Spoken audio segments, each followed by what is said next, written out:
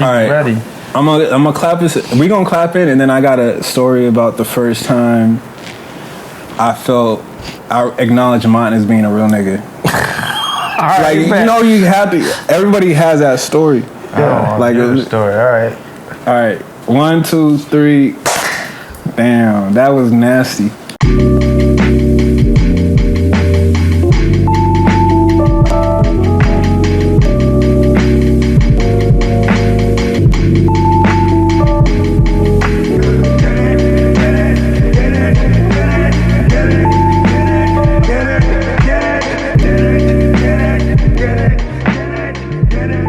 Oh, we supposed to do this at the same time? Yeah. That was like a sound check. My fault.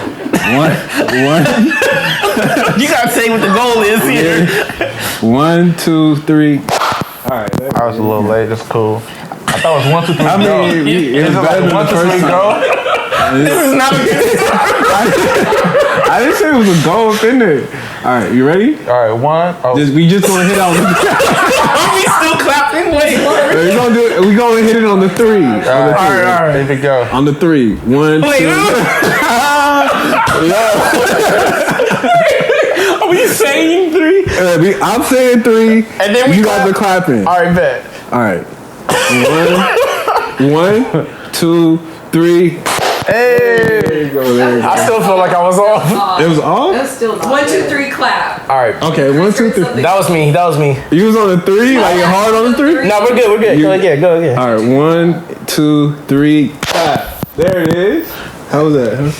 Did we graduate? You can't acknowledge your live studio audience. First of all, if the conversations get tight a little bit, it's because we have the regulators. We got the regulators in the building, aka our significant others. Mine is single, so if you trying to, let them know, man. What's up? What's the situation? Man, too soon. Oh, he in the gray area. Damn. He in the gray area. Not gray area. Drake season. Single. 808s and heartbreak. Out here trying to get reacclimated into the world. Damn. So what you trying to say about like relationships? They take you out of the world? Is that what you? I think that you make sure you make the other person comfortable. This nigga turned into a politician real quick. I turned into Webster, huh? He not trying to get attacked on the There's a dictionary. Yeah. But no, I text you. Go ahead, bro. You try to make sure the other person's comfortable and everything. So I don't know why I can't take it serious right now. All right. So this is the story when I realized mine was a real nigga. And cause the center, right? Back in Cal Poly. yeah. I think it was dipping back then.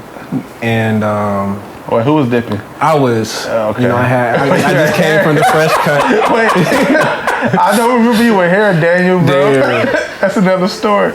I mean, if we keep into the G, I've never had hair in my life. I'm a hairless. I came out the womb hairless. Benjamin Button. But I mean, other lifetimes ago, when I did have hair, I was dipping. I had the waves, and they were swimming. Like it was a serious situation. I had the waves. It was a serious situation. Like, I had occasions where people would tap me on the shoulder and be like, "Hey, you mind, Some people are seasick around here. Yeah. I understand. I mean, you catch my drift. I ain't even got to say the full story. It's a struggle, bro.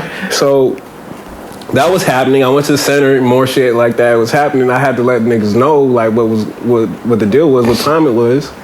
And so like I had no cap. Usually, I'll roll with with the fitted or something. Yeah. Today I was just going in there, and just because I just came from the cut, and so I was letting niggas have it. And then Jessica J. Lee, she came up behind me. She was like, "Yo, you look like you balding in the back." I was like, "No." I was like, "Wait, hold up. Don't disrespect me." Like, Then Mom came in with I didn't even know Mom was there. Mom was like, that just happens sometimes when people brush their hair a certain way. He came up with like the perfect response. I was like, yeah. But then I knew he was like caping for me. I was like, oh, okay. Hold it down. Yeah, you had to realize he had to come home. Yeah, I was like, no. It was too early still.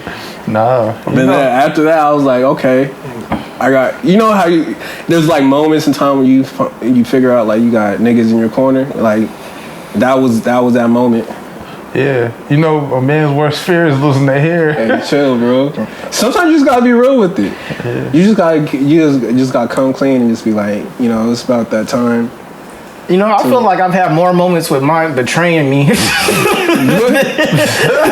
I have with him having a real moment. Not even. Of us betraying you? Nah, well, shoot, you could be in the group too. Both of y'all. Wait, do you make them real niggas after that? Like after they betray you, like you're just like that's a real nigga. Bro. I understand like the situation. Hard times. I remember I got a specific story. I got multiple stories of Mark being the one to drag us both down. Literally, yeah, you a different nigga, bro. Like literally and figuratively, we at the skating rink. Mark is not to be trusted around you. Like, you should know. You should know. I'm just saying, like, what happened? Basically, Mont's gonna fall, and if he's falling, you're falling too. You in the area, you in the vicinity. You know what I mean? Like, how tall are you, Mont? Who asked you? 6'5" for the ladies. You know what I mean? I know I'm 6'. I'm just saying that's a long 6'3". That's crazy. He's lying. 240. He's still lying. I feel like now I'm 6'3". I'm for sure 6'3". And some change, maybe. All right. Yeah. All right. Anyways, Chris. Man, I'm 5'10". I'm really 5'10" and a half, but I feel like it makes me sound desperate, so I say 5'10". No, I definitely sound. I'm definitely a 5'10". A strong 5'10". Strong 5'10". Yeah, I got those problems, bro. Why are you shaking your head? Like, if he just called me a liar. I'm not a strong 5'10". I just saw this thing online where he said if a guy says he's 5'10", don't believe him. He's 5'8". Who's taller? Who's taller, you or Daniel? What? No, disrespect me, no. Dang. That's a crazy. That's a crazy. Hey, that's because he's the tallest in the room. He gonna be disrespectful. Tall's always giving up like the saltiest. The crazy thing about my tallness, bro, I was short until I hit like 8th grade. I had a spurt. I went from like 5'8" to like 6'1". And I was fat, and then I got skinny, boy. Damn. Changed my life. You turned into a whole different Changed my life. I came into high school ready. Yeah.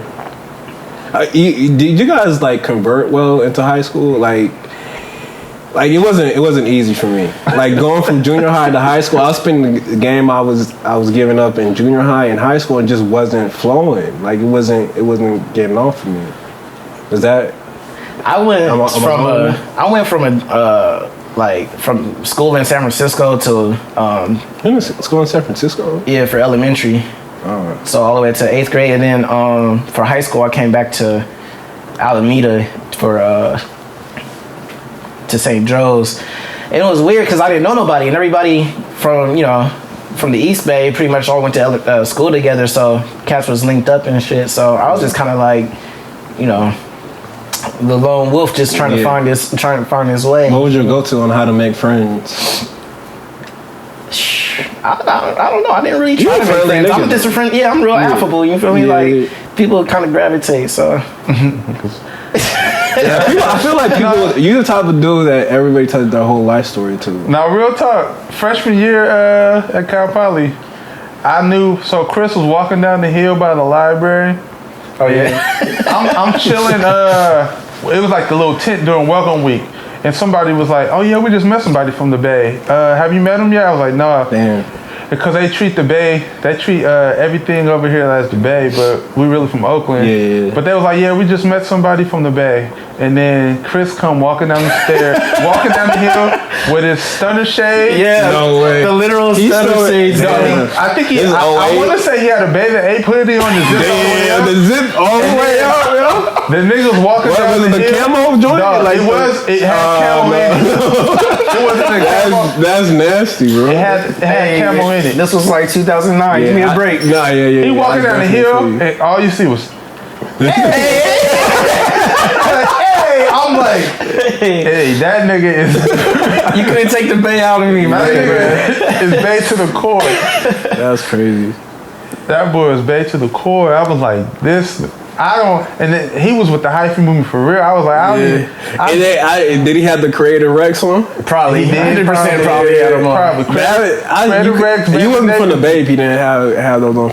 Pair of Creative Rex. Yeah. You had to. You get the hot top joints. You had to have both. I was going to say, you got to have options, one bro. of each. Come on, those changed the game right there. What's the shoe now? Right now?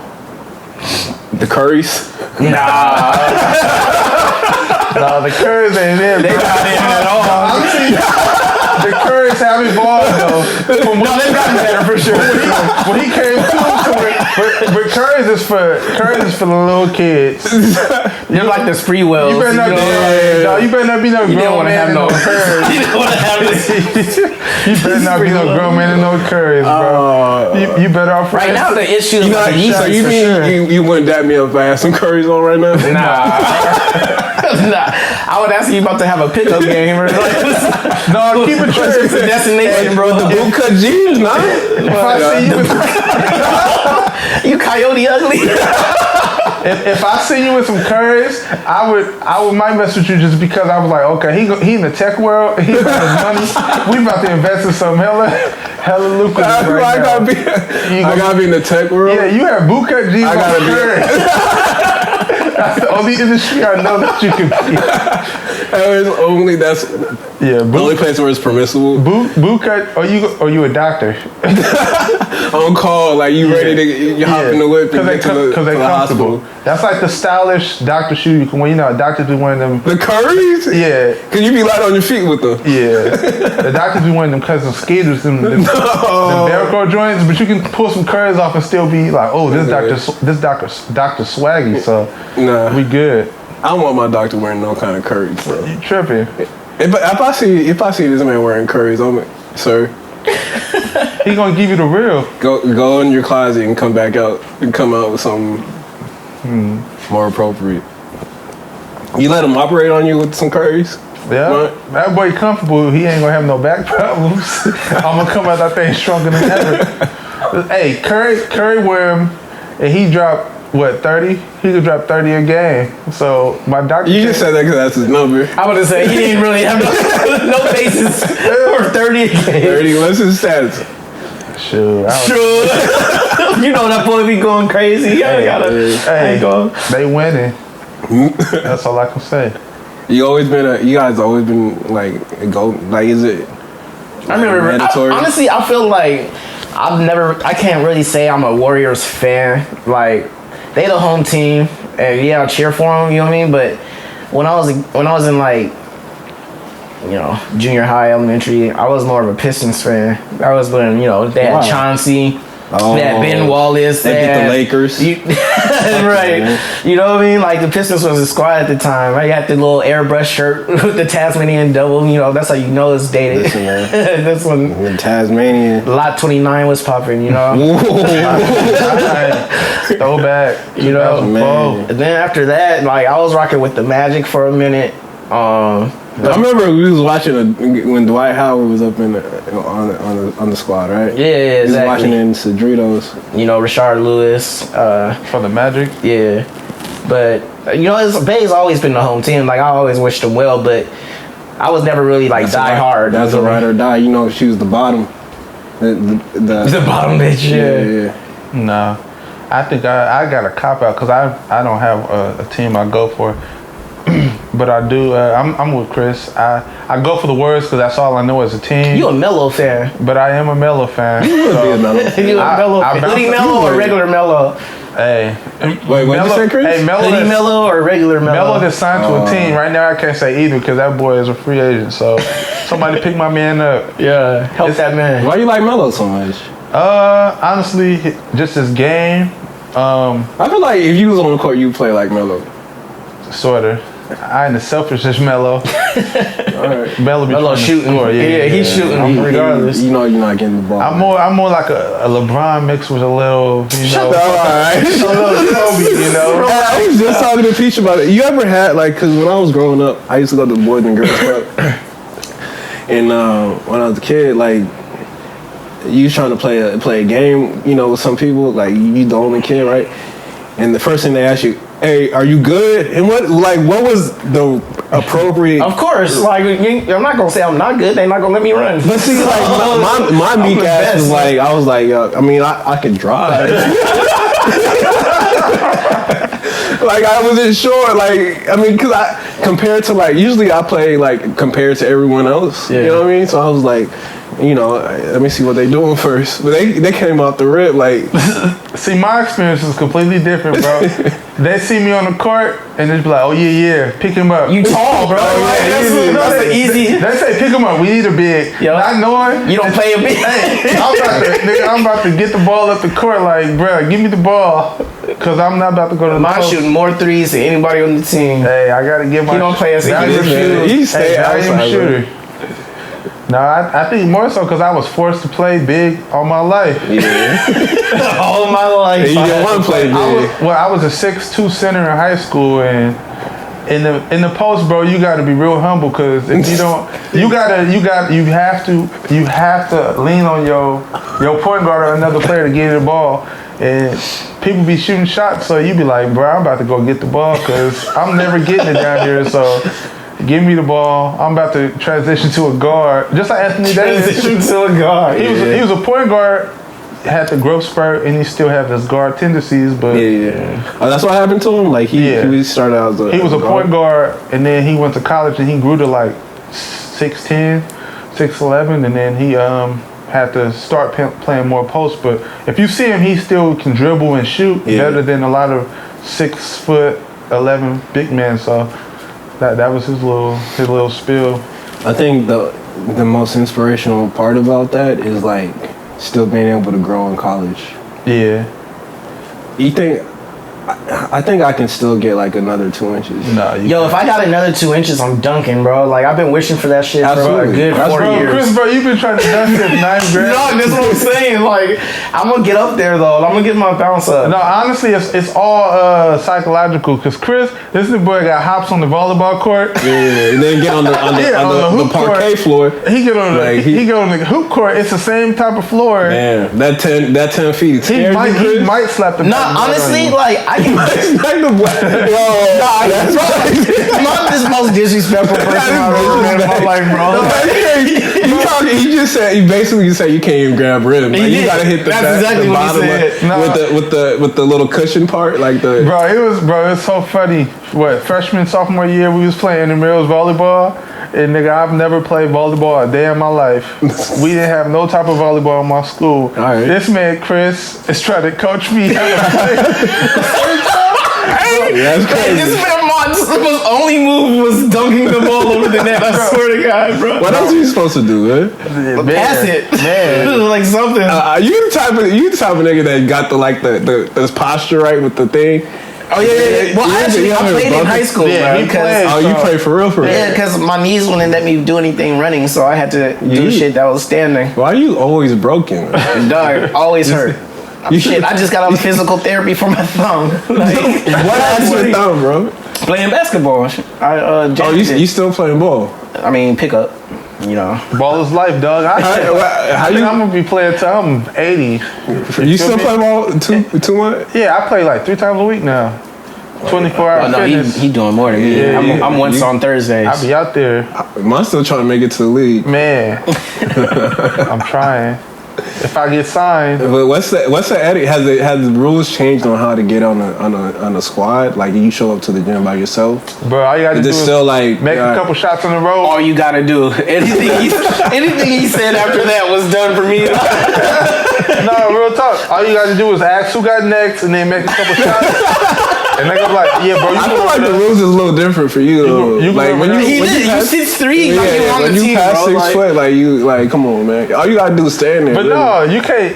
Why would you try to play a sport that's not your sport? Your sport, football. Hey man, for the cardio. What's up? So this boy Daniel got out to the football field. We in a non-contact sport. This man bumping. Hey, who plays flag football first though?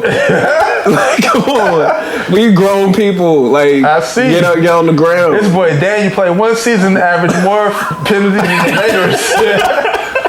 I even realized I was doing that. He was out there pushing people and stuff. He was like, Daniel, bro, you can't do that. Okay. What I do, bro? You was pushing me. Come on, man. I'm just. He ain't about to catch it on me. And then Chris, he come out there and bust his head open on the. Nah, that nigga put He dislocated his whole shoulder. First of all, I caught the ball. Let's not forget that. I got the touchdown. Y'all He gonna put that in the story.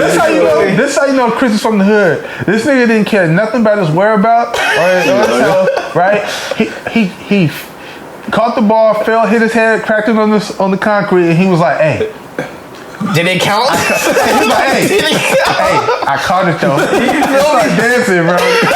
On the ground. He didn't care nothing about concussion. Smooth got nothing. a concussion too. No grade 2, grade 3 concussion. That boy was just like, hey, I caught it though. That was the last time I played flag too. Man. Between that and Drew rushing me, and I was like, no, I'm good off of this, bro. Yeah, you a fragile man. No, I dislocated my arm at least 6 times in college. Nah. Yeah, that's crazy. I know. Can we turn off this fan right here? Yeah. I feel like he said yup, but he don't got no plan to turn it off. Like, yo, we show. Wait, you want me to go? I go get up and cut it off? Can you? Yeah. Just because it's gonna be like all in the mic and stuff. All right, what you want me to do? Just go turn it off. Yeah, just turn it off. You can leave the mic up, here. Bro. You can leave the mic here. I'm like, oh, okay. I know that thing turn off and on when they want to though.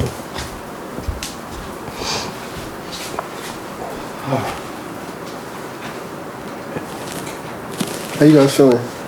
Great. Yeah.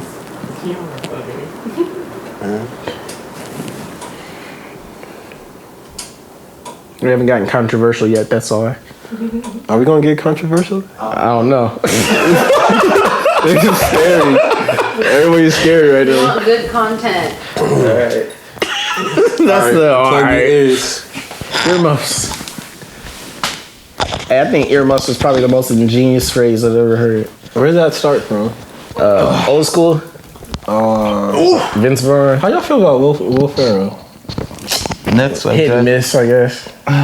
Like I seen that Watson. What's it called? Watson and Holmes. That shit was. He's just the same actor. Kind of different scenario. Yeah, he's the same person. It's kind of like what's his name? That cat from Transporter. Vaughn something. No, Jesus Christ. He look like don't he look like a Vaughn though? A Vaughn. He don't look Diesel? No. Oh. He definitely got a Vaughn something. Maybe. Some Vaughn Doom. But that man played the same person every single movie. But he was a villain in Fast and the Furious. Doing the same thing. Yeah, he did do the same thing. With the same voice. The same voice, right. But hey, why fix what's not broken, you know? I guess he making money off it. Yeah. Just like on Schwarzenegger, what do he do every year? Every time he's about to let niggas have it. Get down. I'll be back. He did the same. Get to the chopper. Yeah, he did the chopper. He did the same type of. Hey, Kevin Hart does the same role. I hate Kevin Hart. Yeah, man, it might be controversial. In movies or a comedy. I'm over both, honestly. At this point, he's oversaturated the market for me. Like him and Tiffany Haddish can both just chill for a minute. Yeah, Tiffany Haddish, she's like the female Kevin Hart, but that's a little worse because she's not as funny. Like her movies, she just be rambling. I feel like a lot of her stuff is like improv. Like she just be going on. She has a stand up. I seen this thing on YouTube. She had a stand up where she just telling the story. Right? Yeah. She had the actual like hour special or something. Yeah, on Comedy Central. Like recent or old. 2008, 17, Oh, yeah. 18, 17. Oh no, so that's recent. I was thinking like back in the day when she. Nah, honestly she wrote a book and she was just telling stories about her book. But she had one where she like completely forgot her set. Like, that was recent. Yeah, I heard about that. I was like, all right, well, yeah, and everybody was roasting her and stuff, but I don't know. Yeah, she's not my like target. I'm not her target audience. Like I don't think I've seen a movie. Actually, I have seen Girls Trip. Girls Trip was funny. I thought that was funny. I saw that was definitely like a chill in your bed and watch though. I feel like she was the same role. I feel like she just monologues a lot. Yeah, she needed to get like the improv session going. In the monologue and just like she empowering black women to be comedians though, so you can't be mad at that. All right, man. I see you with the black love shirt. With the black. I love my black women. You know. my mad single, bro. I can't at all deal with this man. Honestly. When you think about it, you start coughing, please. Right, like listen. Sorry, it's honestly, it's true. I've had conversations about this all the time. How often? No, like in the black community. Okay. Who's the biggest supporter? And black women for sure. Black women for sure. They do stuff that nobody wants to do. Right. They make sure that if with no thanks largely. Yeah, if you need money raised, they're going to do whatever they can to raise those funds. If a funeral needs to happen, a black woman is going to make sure that funeral happens, no matter by any means. Absolutely. It just be crazy because people be treating like our black men be treating our black women like. Hey, Mom trying to get some points. I'm not. He's straight on. It's serious. Hey, It's true. preach. It's true though. Especially in the hood, they like you treat like you bring a non-black woman to the hood, you be like, oh, bro, yeah, you getting props, but you bring a black woman to the hood, you really? like, yeah. You think people was dapping you up if you brought a white girl? White girls do it? Really? Like, you brought her, like, you bring a white girl to the hood and be like, hey, bro. Or everybody be talking about, like, hey, we got snow bunnies and everybody excited about that. Snow bunnies is a term I still use today. Yeah. I'm snow bunny, never going away. Yeah, that's a perfect depiction of that. It's like the black woman is comfortable with being, like, for lack of a better term, like a side piece, like, or you. Wait, what? Say that again. The black woman is getting comfortable with being, and this is in specific context of like inner city, I guess in the hood, they're being comfortable with. Okay, you talk to this dude, and you know he talked to hella other people or whatever. So hey, she's down for being the bottom. I'm okay. He comes back to me that mindset got to change in order for dudes to start respecting our black women and to make sure that we're appreciating them for all they do for the community. Because again, they hold us down. Yeah, for sure. It's like a thankless job, almost.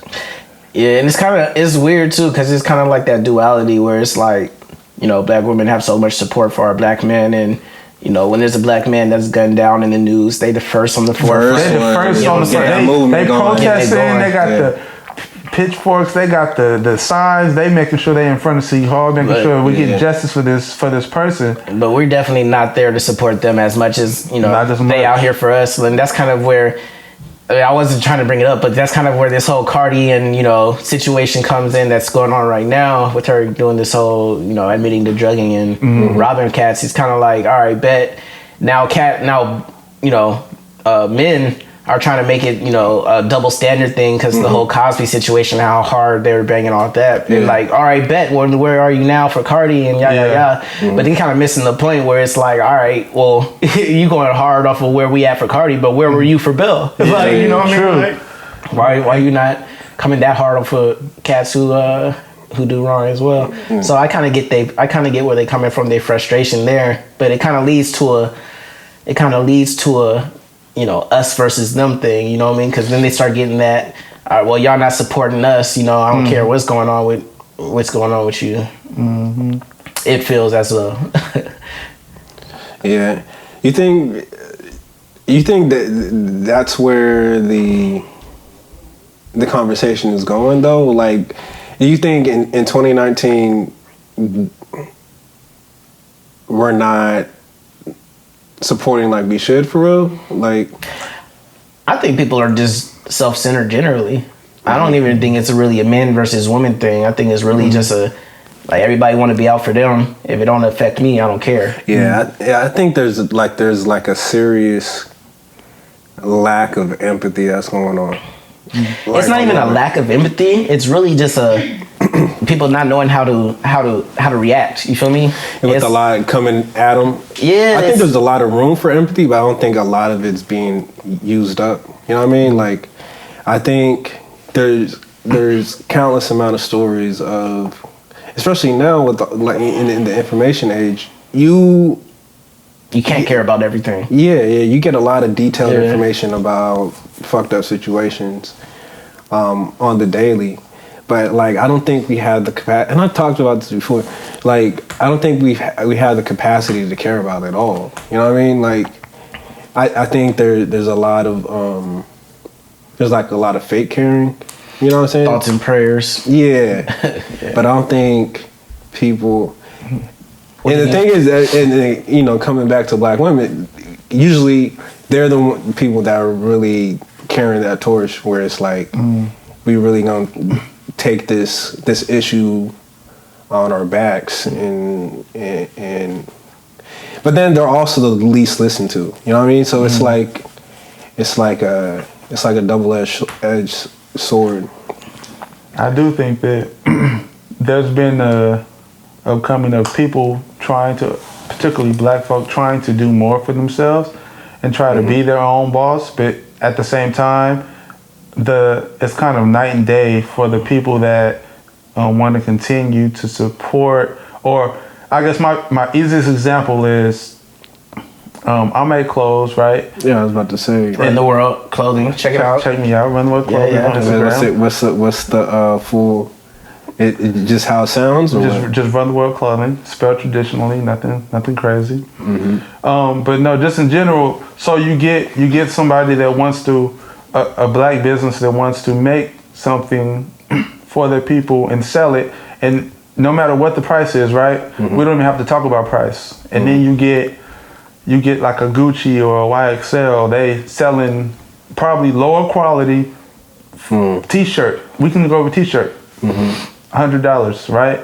And then people are buying that without even thinking. And they're not doing it for them, they're doing it to show off to other people. For the flex. And then it's for the brand name. They're paying for a name at that point. You go to make something, and then I can make a shirt for $35 and someone tells me, oh, why you so expensive? Yeah. And then that's what it comes down to. And a lot of it is just we're conditioned to want to flex or support these. And like with the whole thing T.I. is doing with boycotting Gucci and all, like that's something that needs to, if it wants to be changed, people are going to have to buckle down to actually do it. Because honestly, I feel. I don't know. Like I feel some type of way about how black consumers, celebrities, the black community really is in America. You know what I'm saying? Because really, when you look at it, we've kind of created our own culture. You feel me? Like we didn't really have like a heritage and culture that's passed down through generation and generation where you can cherish as like, you know, this is my people, this is my culture. Are we talking African Americans? African Americans, black people in America. You know what I'm saying? Yeah. I'm not, and it is a very big contrast because it kind of separates us. You know, it goes back to slavery, and we don't really have that unity that other ethnicities have. We don't have Chinatowns. You feel me? We don't got little Havanas and little Africas. You know, like we don't got that. It's just little Ethiopia, but that's very specific. You know what I mean? You know what I mean? Like we don't really do the communal support as much as we should. It's kind of everyone's out here just hustling on their own. Yeah, because even if you go to a little Ethiopia as a African American, you're still kind of like a visitor. You know what I mean? Like you're still kind of passing through like another tourist. Yeah, no, really. You know?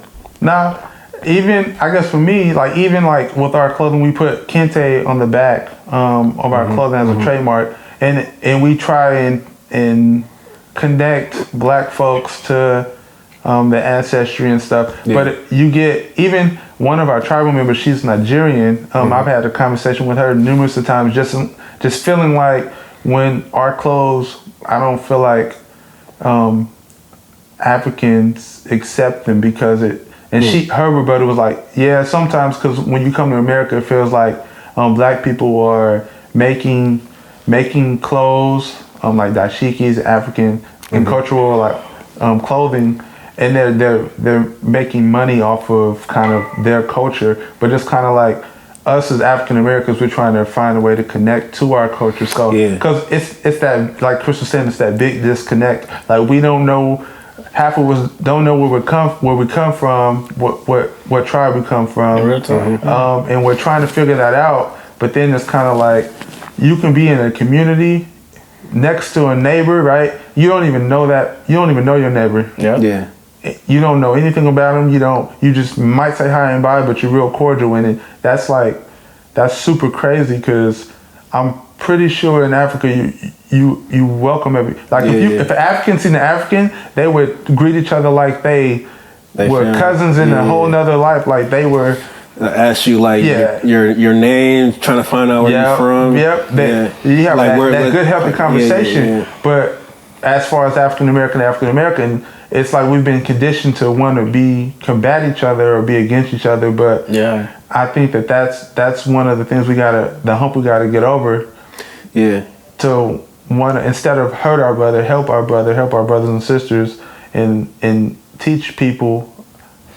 Yeah, and we also kind of put it so it's like everybody got to make it on their own. You know what I mean? Like everybody wants the bag. Not even just that. Like if I make it, like I can't pull you up. Like nah, why you want what I got? You gotta go get your own. You feel me? Like as much as nepotism exists in the world, like we don't tap into. We don't tap that. You know what I'm saying? I think that there's a tide to shift. I think that's old Black money. You know what I mean? Like I feel like even with the African shit, like what you were saying, like I think that's like an old way of thinking. I think Africans now, like I don't think my parents think like that specifically, but like it would be people my parents' age that think like this person is different. This Black person is different from where I come from. Akatas. I hate that word, bro. Like Black people. I hate that word. Like but I think like all African countries have a word like that. It's I mean, I can see like the etymology of it. Like I can see like,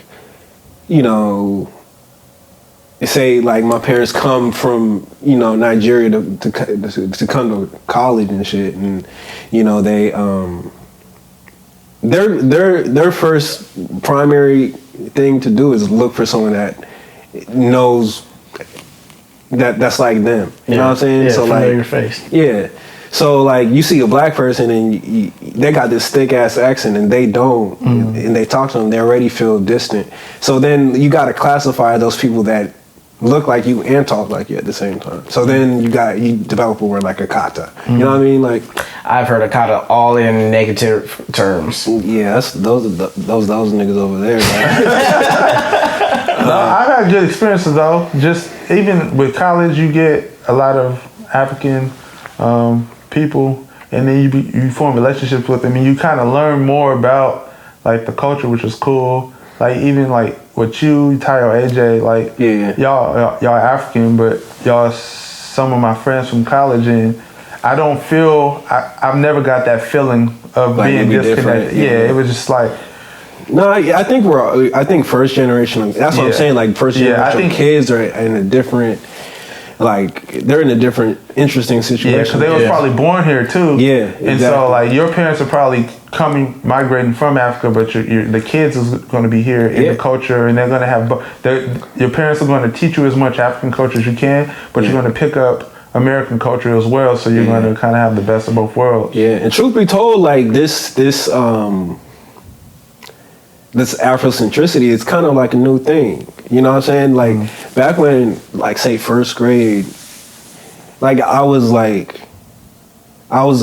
afraid to let niggas know I was African. Yeah. You know what I mean? It was like you was proud. Yeah, like you was kind of like, you know, you was gonna get roasted almost in a way that like you know, you wanted some crazy that whole like African booty scratcher, those things. Yeah. I mean, you can see it definitely, like comparing, say, like a Coming to America film versus Black Panther. It's like the joke is totally lopsided now. I will say the similarity between both of those films and the parallel to my life is several of my African classmates in high school all said they were princes and princesses in Africa. I'm not joking. You can't have that many princes and princesses. That's exactly what I said, bro. Like, I'm not even joking. When I played soccer, bro, we had this dude on the team was named Prince. So he was African. He was from Ghana, I think. Oh yeah. They do that sometimes. I was like, I didn't know that was. I didn't know this. It was that popping, bro. Everybody princes and princesses, boy. Yeah. Yeah, it was an interesting upbringing for me, because it was like my parents never really explicitly said we were African. You know, because they were still trying to like, you just know. Yeah, they were still trying to get like their citizenship and stuff. Yeah. So like they didn't want to give like the immigration officers the illusion that they were trying to instill like other cultures into their child. So like a lot of the time, mostly they lied to me. It was like I was born in New Orleans, so they were like, oh, that's just how they speak in New Orleans. And I didn't know they had like an accent until 6th grade. Like I was like, oh, I thought they was just talking like they were straight from. That's how people in New Orleans talk. Yeah. But then, like, I would get embarrassed, like in the grocery store, when my mom would be like speaking in a different language. I'd be like, Mom, like you gotta have people looking at us like we crazy. Like you can't be doing that. And there was like a certain shame that came with being. Then I knew some people. You remember you guys ever knew Sam Agwon-Polo? No. No. I'd say this man is full government. Oh, that was a he. That's an edit. Yeah. That's a he. It's a guy. But he was like, he came in like the full on Nigerian garb to like 1st grade. I was like, that's a bold dedication. Yeah, that's a bold guy right there. But no, I don't think the similarity, I don't think that's gonna carry on much longer. You know, like that separation. Yeah, I do think people knowing that, like kind of that disconnect is trying to bridge the gap. But like a lot of stuff, like pro-black, Afrocentric, like more and more people are celebrating Kwanzaa and stuff like that. Even though Kwanzaa is an American holiday. Yo, crazy facts about Kwanzaa, man. What? Y'all ever? I don't even remember them enough to say. I remember enough to say on tape. But the kid who invented Kwanzaa was Cornell. like, he was from Cornell. I was about to say Cornell. What? No. I believe he went to Cornell. Oh, okay. Yeah. But I don't have all the facts, so I don't even want to say it. On a holiday. Yeah. He invented. That's crazy. The holiday was invented it's an American holiday. But for black people. Yeah. And it's kind of to help us connect. Back. Yeah. Connect to our African Pretty sure he killed his wife. Ooh, whoa. The guy who invented it, like, I'm not even joking. Awesome what? Like, just awesome, like, savage shit. The ancestors told me to type shit, or what? I mean, that's why I didn't want to speak on it, because I really don't remember too much about it, but I was reading about him, and, like, bro was wild, and y'all should just make that a note for whoever's watching this. Look into who invented Kwanzaa. You don't even know the dude. I don't even remember his name. Nope. Yeah, that's crazy. I'm saying my upbringing was a little. It was. Do y'all celebrate Kwanzaa? I don't. No. Sometimes. I've never celebrated it. I have an auntie Joyce that she celebrates it every year. So like we would go to her. We would celebrate Christmas, but we'll go to her like Kwanzaa celebration as well, and then they'll talk about all of the principles, and then do the gift exchange. Like you get your book or a pencil or something. What are the principles in Kwanzaa? I do not know. I just know it's like 4 black candles, 4 Moja, I always get a Kujijakalia. Oh wow. Okay.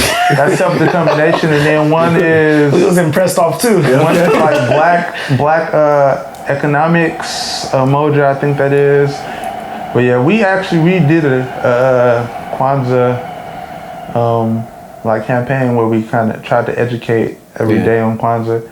Yeah, I don't remember all of them right now off the top of my head. You guys celebrate Black History Month harder this year? No. I guess for me, with the recent years, like I just make sure that I focus on celebrating my blackness year round. Just because, like again, I kind of grew up. I had the best of both worlds, like my mom and then my stepdad that raised me. My mom was super diverse, best friend Asian, she had white friends, black friends, so it was kind of mixed with her. Like I never, you know how like an Asian family or a Mexican family, they might preach, you only talk to Asians, like you only date like that. I never had that talk with my mom like you only date black people. My mom was more so like you're happy, you're safe, you're coming home. Her thing being a single mom, like all I care about is you coming home to me at night. I'm gonna get you into like any of this extracurricular activities you want to do, but at the end of the day, as long as you coming home to me, all the other stuff is like BS. And then my stepdad, I didn't really peep game until later, but he was like Black Pantherish, like like he with the rebellion, like he was Muslim, and then I knew he was Muslim, but I really didn't know what that meant when I was younger. But he was like always pull up kufis, dreads, talk about Muhammad. You know it's when I think I started noticing this like probably a couple years back, but I didn't realize like how like black Oakland was. Like, you know what I mean? Like it's like very seeing more and more Mexican, but I mean I think that's everywhere. Like, not specifically Mexican. But I went to the 100. They said Las Palmas. I said, I know what you mean though. It's just, I mean, it's different from LA. I'd say in a way where it's just like it's almost to the point where like I was seeing this is how much it is. I was in Emeryville. I mean, you know where I'm at right now, and like if I was in, say, downtown LA, I seen another black person in the store, I'd say, "What's up?" Not even that. Maybe if I was in like Pomona or something, I see another black person in the store. It's like a moment where you got both say what's up, like you feel the need to. And I was in at the Bevmo over in Emeryville, and it was just like a normal ass thing. You don't even say what's up to. You know, you don't give the head nod like to that. Everybody. Yeah. And that just and that's not a bad thing. It just shows like, no, there's a lot of black people here. You ain't got to do all that shit. You know what I mean? Yeah. I felt like that when I visited Atlanta the first time. And it was like complete, like it blew me away. It was like, dang, it's just they got statues of black people just around. Like that's tight. You know? Yeah. It's a whole nother. My first time in Atlanta, I was just hella excited, just because the volume of black people you see. Like in our community, you probably raised predominantly black, so that's all you see. But then like going to Atlanta, you see so many more like black people, and then there are black people that's trying to do things. They're trying to elevate business. They're about business, about elevating themselves, about helping each other out. And it's just like you just see, and DC is another state that you be like, oh my God, like I went to DC and was just cheesing. I was at a nursing conference when I was in rec, and there was just black people everywhere. I'm just cheesing, and then everybody's like, "Demont, you cool?" I'm like, "Yeah, bro, this is beautiful." Like I promise you, everybody at the restaurant was black. I was like, I don't know if this black owned, but the waiter's black, the manager's black, the hostess is black, and I'm chilling. You know what? You know what I liked about DC when I went there last time, probably like I don't know, like 4 years ago or something. Like there's a lot of black people there, and they're unassuming. So like when I say that, it's like unassuming on like their sexuality. You know what I'm saying? So like, I know where you're going with this. You can't help it, but go ahead, please. They either got hit on by a ship. No. Oh my God. That was not even the case. But I was like, you see black people there, and they're just like, you think, oh, that man going to work. then the next thing you know, another black man's meeting up with him, and they holding hands. And it's just like, oh, I didn't even see that coming. As opposed to like, say you in LA, you can kind of tell like by the garb, like, okay, this I know what they like. You know what I mean? But like, I just gonna be silent on this. Like, I not even gonna give me a head nod. No. But I want to switch. I want to switch my life. Nah, let's all these ships Are you scared? I just want to switch a little bit. This is an honest question I have, and it's gonna start with you, Daniel, because you took the plunge, right? Yeah. But because in the black community where I'm from, you don't really get married, right? You don't talk about you have a girlfriend for 40 years and then you decide there's a stigma that we just be fucking. So I guess how do you know? And I guess it's not. It might not be a right or wrong answer, but I guess when did you feel like you was ready to take that plunge to be married? Okay. I mean, I'm not regulating. You gotta check. You gotta check the sideline. She just acknowledged. She's like, "Hey, I'm here. I'm ready for this." Yes, Daniel. When did you know? Well, I think when I met Peach, I think it was like crossroads in my life when I was like accepting the fact that I'm actually a lover boy. You know what I mean? I like being in a relationship. Yeah. And before I was just like kind of just getting around just because I thought that's what I was feeding. Yeah, I was feeding into that stigma of like black men. You supposed to have 3 of them, one for every day of the week type. Yo, why is that? Never mind. Go ahead. Yeah. So like I'm telling you, it stems from the hood, the culture. I'm telling you. But keep going. So when I met her, in many ways she allowed me to be myself, and just like she accepted who I was as a person. So at that point, like it was like I'm not even dating just to be dating. Like I gotta like be going to working towards marriage. You know what I mean? Like, so if I was dating somebody, that was what was in mind. Not that I was putting that kind of pressure on her. Like, yo, 2 days in, it's like, yo, so when you see us in 20 years, like, what's up? Like, so where are we? Yeah, exactly. But it was just like, you start picking up, like, I think a lot, I think a lot of what marriage is, and a lot people don't like talking about it, but I think most of it is like, how much can you tolerate? So I was just like, seeing what can I tolerate this person for the rest of my life? You know what I mean? Like, no, that's right. As not glamorous as it sounds.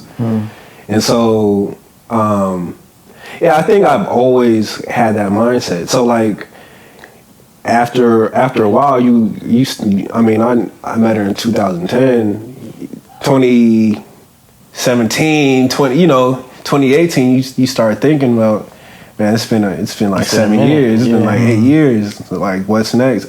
And it's just like, there's a lot of things, they got a biological clock that's ticking on. You got it. What is that the wrong thing to say? I'm getting SMHs. I'm getting SMHs over here. But it's like, it's true though. But they just got like different factors that isn't a woman in her prime in her 20s? Oh, damn! Is that no comment? I don't know. Can we get the women in the room talking? Like, we over here. I'm talking about her biological prime. Like she's able to pop out. Okay. It's better for a woman to have. Might as well talk what's better for a woman right now. No.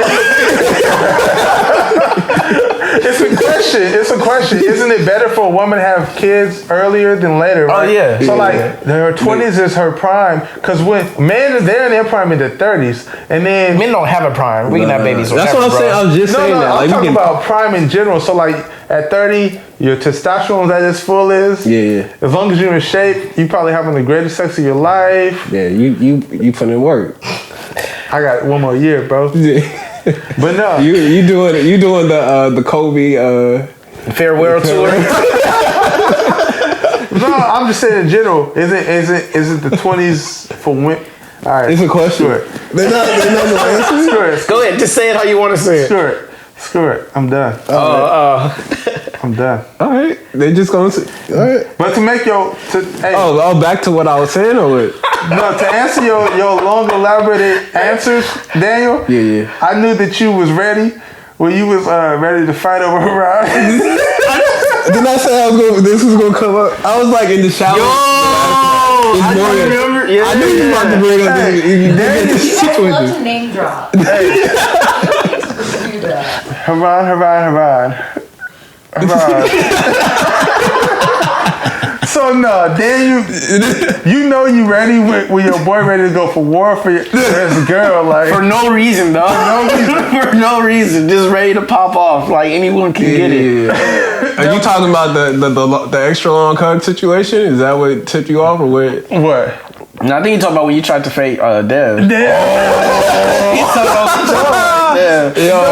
had a civil war over a whole misunderstanding. Niggas didn't even know that was time. Everybody's like, "Wait, what's happening?" And then we like, "What? They fighting outside?" Chris go outside. Was like, "Dev? Daniel?" I didn't even know who that was. And the crazy Let me tell you the story. Okay. Right? Let me tell you the story. Right. I feel like niggas got like 3 different storylines. I got several stories of it, so okay. Let's hear them. Let's take it from the top. Take it from the top. What you remember? Because you was for sure. You was waiting. You know, there's some backstory to this. So at the time, Okay, tell it right. oh, now you feel like talking. Make sure the story gets all right. Hey, now we can name drop. All right. So at the time, she was working at this annual fund at Cal Poly. The people that call, alumni people and try to make them give them money and stuff. She was working next to this other guy who shall remain nameless, just to protect his. But word on the street, it happened around September. Okay. As an inside situation. Okay. So she was working by this other guy. Peach, at the time, she is unassuming. She thinks men past the age of 16 want to be friends, which never happens. Like, they just meet you to be so friends. Innocent. Yeah, she was just like, he's cool. What? She said she thinks so too. I thought, at the time. Nah, I'm trying to smack. Just trying to smack them cheeks. So, I mean, I got to give her the benefit of the doubt. She this was like, 2011? What, right? Like, I think I was turning 21 around that time. It was around my birthday. And so she's like getting buddy with this guy at work. And I'm like, okay, relax. I mean, let's Wusa. Yeah, I'm like, okay, let's, cause you can't just bust in and be like, nah, this nigga trying to fuck. You know what I'm saying? Like, you just gotta kind of like, why not, bro? I was just saying that's how I was. Like, you just gotta tell them straight up, like, nah, none of this seems right. You gotta give it to him with gentle ears, or And so I'm like, okay. So side note, women would do it in a heartbeat. Why can't men with it harder than his shoulder? But keep going. Okay. Keep going. You getting into... Keep going. Right. You just gonna let that slide? Save that for another table topic? All right. Yeah. And so, I'm seeing this build up. Like, oh, me and so, we had such a good time at work. I'm like, oh, okay. Did you? Yeah, all right. Word. Okay. Time out. So did you? She was telling you how great of a time she had at work. At work, like, yeah. I'm kind of walked up. The opposite gender? Yeah, with the opposite. Yeah. I would have lost it. Yeah. You get told. You guys are so. Excuse me, we're having a small talk. Excuse me. We're having a small talk over here, thank you. So I'm like, oh, word. Keep going. Yeah, that's crazy, right? I mean, you just sit there back there and you're like, oh, okay, yeah. And so, like, this is all leading up. So then, you guys throw your party, right? at your place. Which one? You know, we was this weekend. You feel me? This is the Halloween one. This is a Halloween party for sure. It was Halloween. I wasn't invited. Oh, Damn, bruh. For sure. You gotta let it go. For sure. It was the Halloween party around my birthday. I was 2 Chainz. I remember that. I remember that. I think I was a Cholo. I was Kitty Boy. Yeah, and so, I'm getting a little loose. You know what I'm saying? I'm trying to have a good time around my birthday. Yeah, pause that. Thank you. Mm-hmm. Bro, I don't even catch pauses sometimes until people say pause. That's cool. Yeah. And so, like, Peach, she's having a good time too. And turns out old dude from work is there too. I'm like, oh. Bruh, from work? Yeah, from work. Like, I'm just instigating, bro. That's what I said. Talk about how great of a time she had at work. Okay, keep going. Like some sort of skeezy. What? No, you was just innocent. You was innocent. Correct. She wasn't doing nothing. She wasn't doing nothing. She was just being friendly. But it comes with some. I feel like that she was just being friendly. She was being friendly. Yeah. What do you want me to say? Do you want to get on the mic? Do you want to tell the story? Guest appearance. Let us know your side of the story. Yeah. Let us know how you saw it. So, old dude is there. I'm like, okay, so that's what that dude looked like. You know how you saw the nigga up, like you just like, okay, you that nigga. Yeah. I'm like, okay. I hit him with the 1-2 if it needs to get to that point. I mean, it's easy. It's light work. And so, like, I'm just, I'm already you guys know how I get when I, get yeah. You get real violent, bro. Violent and feeling himself. Yeah, hey, Daniel's number one catchphrase during college, she eyeing me, bro. That don't even pertain to the story. So like, why you? Chris speaks facts. Oh my god! So like, I'm in the zone. Is what I'm saying. I'm roaming the thing. I'm roaming around, serving the area in the party, seeing how everybody's doing. I come across Peach and old dude talking, and they had a lot in each other's personal space. So I'm like, yo, okay. Was red? What's going on here? You see a lot of red? It was nothing but red. It was bloody. It was like not like blood. Yeah, hey, I've been there before. For sure. So I walk up. I give a strong arm, and I'm like, yo, what's the deal? Like, I get a little brolic. You know what I'm saying? I let niggas know how I was feeling at the time. So that happens. There's a whole like little charade. Then right when I turn around, I step on Dev's shoe, bump into him, and you coming out nothing happens. That dog juice. Yeah, I was just coming out about to fight somebody. Savage. Coming out about to fight somebody, then turn around bumping into somebody that's an innocent bystander. So fault of mine, I'm like, I step on this man's shoe and I bump into him. I'm like, hey dog, hey, listen. I'm like, listen, hey, my fault, but it's not the time. Like, don't fuck with me, bro. I know I'm wrong, but fuck you. Hey, don't say shit. Just take that, bro. Just hold that for a second, and I'ma just keep it moving. But Dad, he don't back down. Yeah. Like he's not a chump. He's not food. So he's just like, what? I'm like, so I was like, no, I don't think you heard me.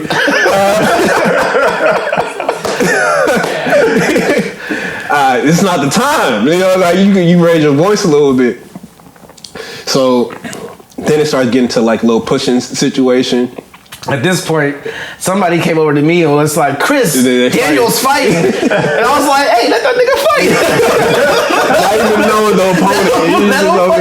It's good. I was trying to find the next song on the laptop. He was like, he's fighting Dev. I said, oh, man. Why? But that wasn't even the worst part. He was fighting Dev with B. Lou there. Yeah. So I remember B. Lou came up. Psycho. He was like, and he started coming in like, it's always a nigga with the eyes that be the craziest.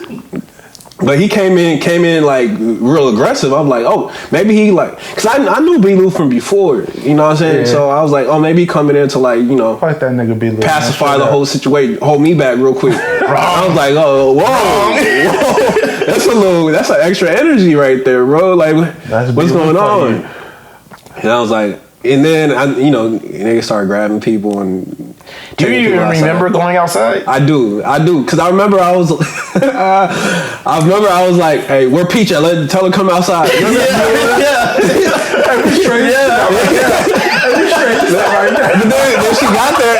she got there. I was like, no. Why are you here? Niggas was hurt, man. Niggas was really hurt, and so that's what it all came down to. And so when niggas was hurt, it automatically escalates to like, hey, it's emotions and alcohol, bro. Absolutely. It's really what it is. You know, fight somebody. Hey, the whole moral of the story is this is when I knew Daniel was gonna wife around, because.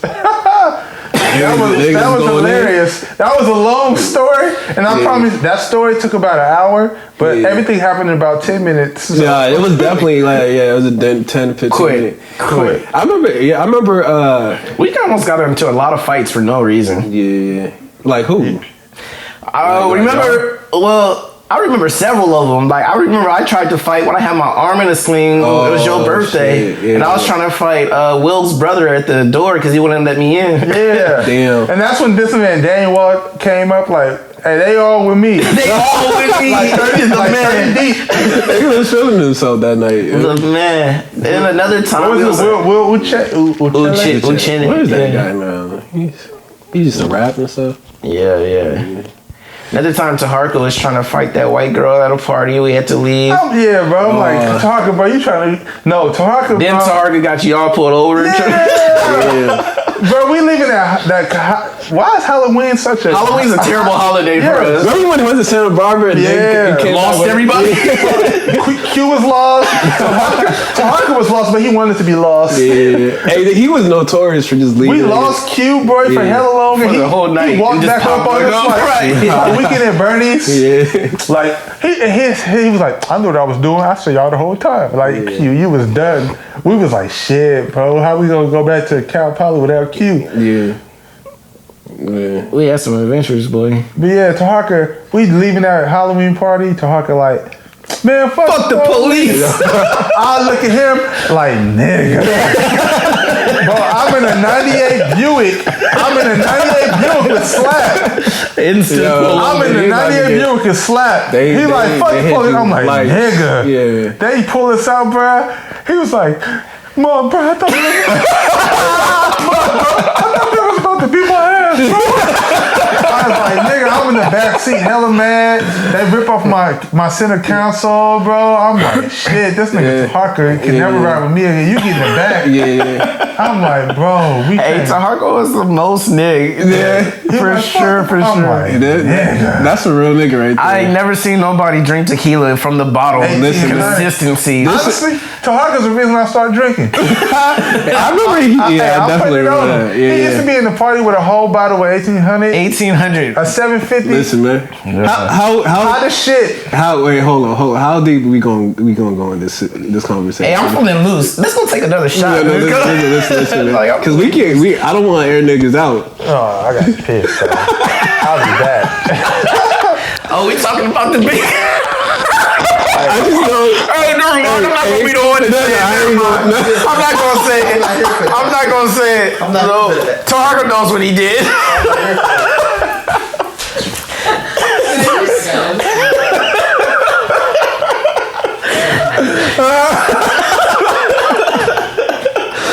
Hey, you gonna watch this like, oh, fuck y'all.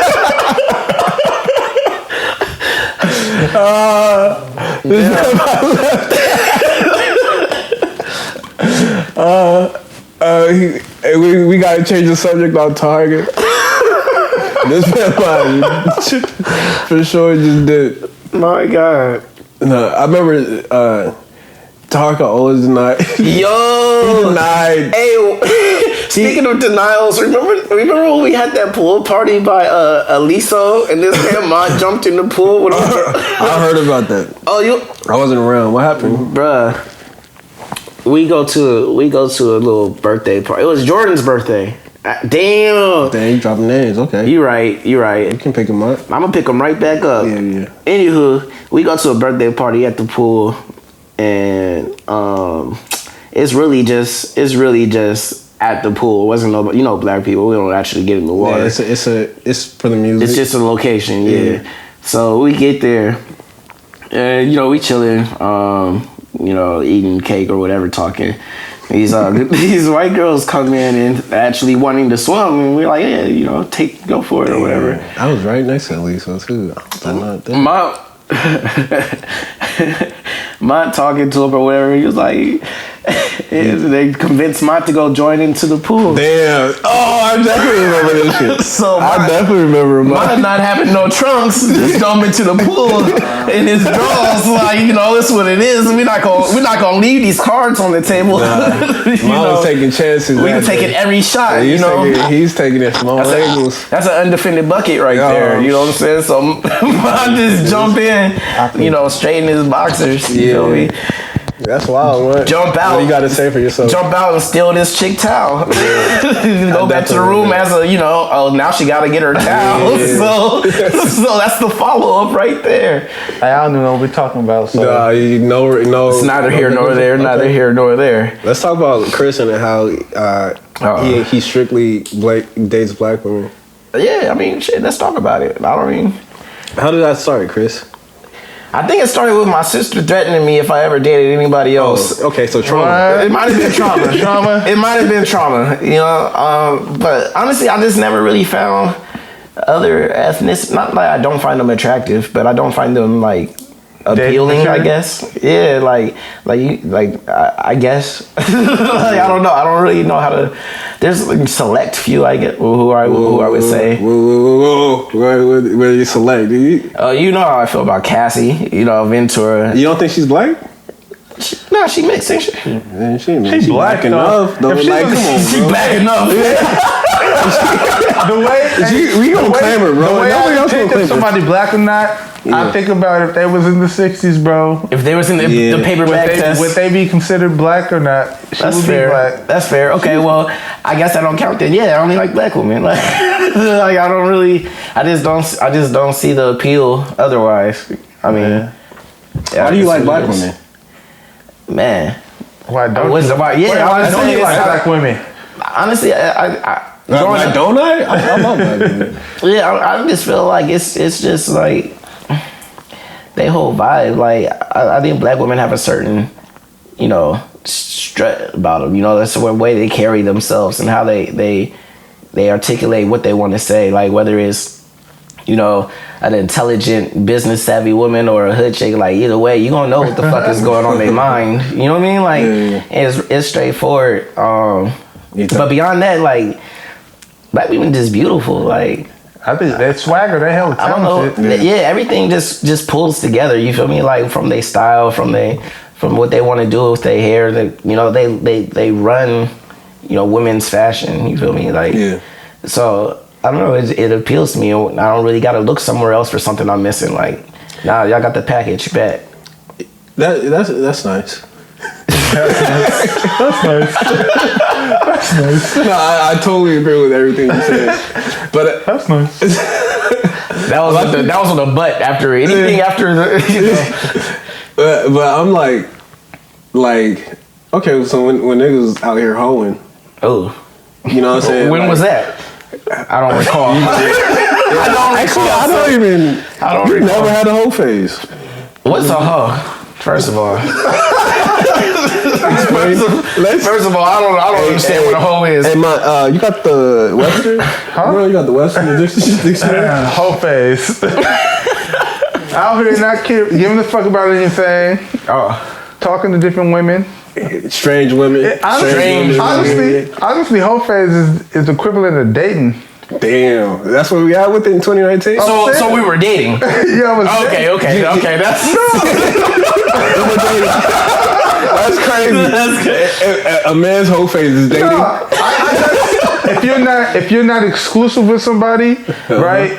And you don't have that conversation about like, okay, we're together, it's just us. Get your shit off. You dating? Hey, 100%. I did not know that was a thing. Like, I didn't know that. I learned that late. Dating, like dating had evolved now. That you have to have a conversation about whether you're monogamous. Like, I didn't know that was a thing. I had 2 girls tell me this, and I'm like, bro, what do you mean? They're like, if you don't explicitly talk about, it's just us. Then you can't expect for them to just date you. Like, you never talked about it, so how are you gonna expect them to abide by rules that you never set? Oh, so they're saying they can get it off too. Like they can get it. Yeah, they can talk. And it's like, it's at the end of the day, you can't even be mad because if you didn't talk about it. Y'all dating, you dating, so people just date, and that's honestly, that's a tough conversation right there. I think the thing that gets things kind of confusing is like the whole sex, because back in the day, people used to really court, and so you used to really date a girl, not have like any physical altercations or sex didn't even come up. You would just court, you get to know them, and then at that point, no, I think it's just fucking back there. Y'all get married and y'all start having sex, but it was like courting was like a thing on paper. That's all. On paper, yeah. But it was more so. That's what they tell you. People date, and it's like you date until you have that conversation. Like, okay, we've been vibing. I like you. How does that conversation go? Like, have you guys ever had to have that conversation? Like, yo, this is what we are. This is what I see.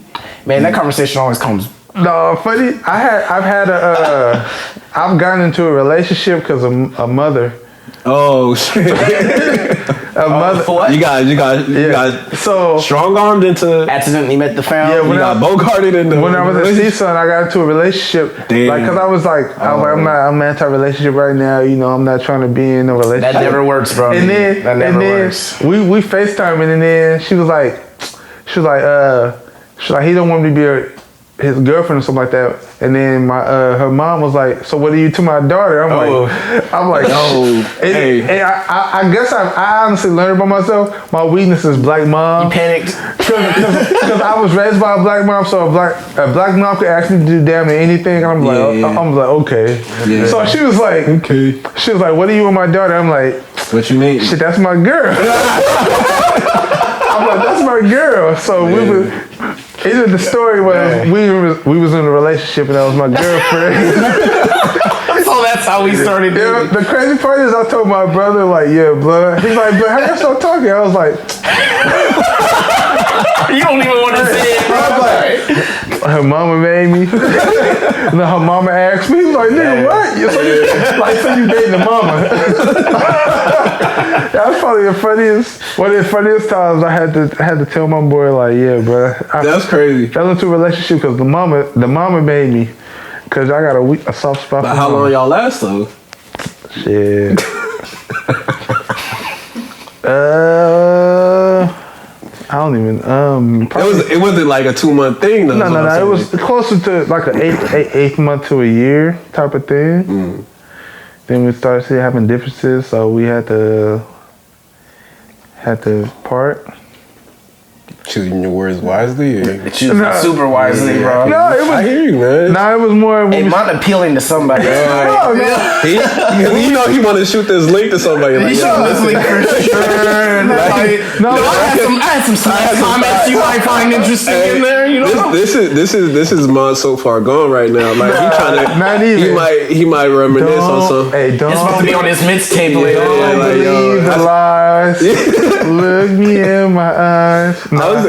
I was just saying, Mom, were you in the room? Have you listened to So Far Gone lately? Yeah, when it released on Apple Music. Damn, bro. You feel me? How'd that make you feel? You know, I was in my feelings. I never cried when Pac died. Yeah. I probably will when Hov does. Yeah. Nah. Oh, so you was thinking about bars? Nah. But we broke up because originally when we got together, she was like into like the church and was like she didn't want to have sex or anything before marriage.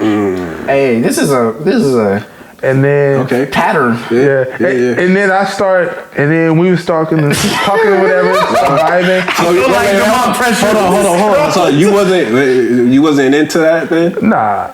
Nah. You wasn't into like no Straight away from marriage? Nah. Why not? That wasn't gonna work. I guess for me, I need to, cause like my whole feel like I guess people, it's like so taboo. People don't like to talk about sex with when it relates to marriage. But like, what if you don't have sex with the person, you get married and have sex, and it's like trash? Yeah, bro. The crazy thing about that though, honestly, I was thinking about this.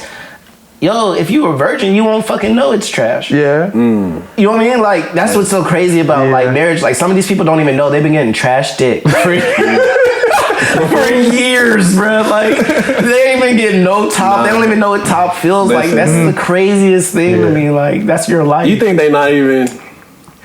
How y'all feel about masturbation, man? This man. Can I finish?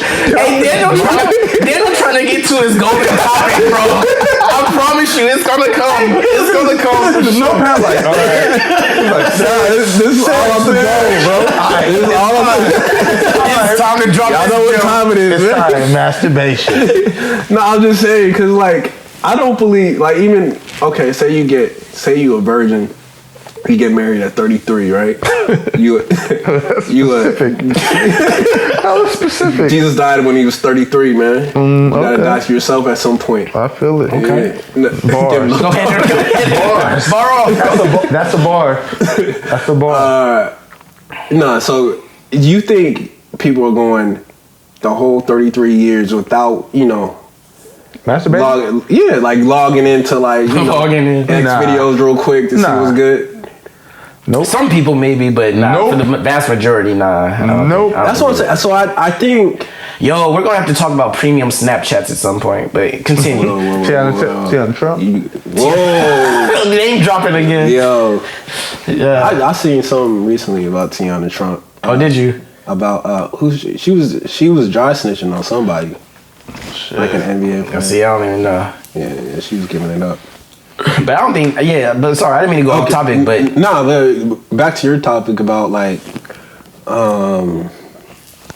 so we were talking, like not knowing what good, I feel like the best sex is with yourself at that point, so you know, like, all right, you know what you like. Yeah, you know, at 33, you like, okay, nah, bro, this is what because honestly, like, I mean, presumably we've all had sex, right? Yeah. Presumably, we're not going. I'm not going to make no. I am not married yet, sir. I know. Wow. I would never put something on you before marriage. You see the Jesus face, nigga. What? Whoa. Wait. My point was that once you have sex, like, there's no going back. Like, you know what I mean? Like You've experienced the pinnacle. You feel me? Like, there's no more dry humping. There's no more, right? Like, this is everything else is weak at that point. Like, I know what real life is now. You know what I mean? You know what I'm saying? So like, really, like, I feel like it's more just like you just disappointed yourself. Like, I'm not happy with this. Like, you done it. You just discussed it with yourself because this is pitiful. Are you happy with like where you evolved into sex at this point now? Like, you looking back at your first time having sex. Yeah. Oh yeah, I'm amazing. I'm amazing. My first time having sex, bro. I didn't even have sex for me. I had what sex. You mean? I had sex because like all my boys was having sex, so I was like, shit, I gotta have sex. I'm gonna need you to make that story. Run it back. I'm gonna need you to spread some things out or like explain something else. If you having sex because all your boys having sex isn't the tagline. He's trying to get in the conversation. I'm trying to get in the conversation. I did that. I was 16, freshman year of high school. Yeah. Everybody was talking about getting skins, having sex, and then I'm like, skins. That was the terminology. I've never heard that before. That's a condom, no? Getting skins? You learned that from your grandpa or something. And my grandpa was one of the truest. But just everybody was just talking about having sex. He altered the story. So I was just like, dang, I don't want to be known as the virgin. So I was like, dang, at 16, it just happened, and I was like, as soon as it happened, I didn't even finish. I just did it, and I was like, you didn't finish? No, I didn't finish. I didn't finish my first time. I just stopped and was like, I definitely finished. I stopped and went to my boys like, hey, I did it. And then like, who you tell first? My best friend. Whole funny story. Are you still friends with dude? Yeah. It's Vic. Okay. So I hop on AIM because AIM was popping back then. I hop on AIM and was like, "Hey, blood, I did it."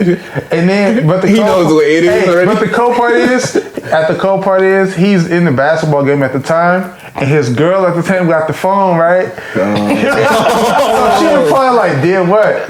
I was like, "Nigga, I had sex." And then she was just egging me on like, "How was it?" And I was like telling the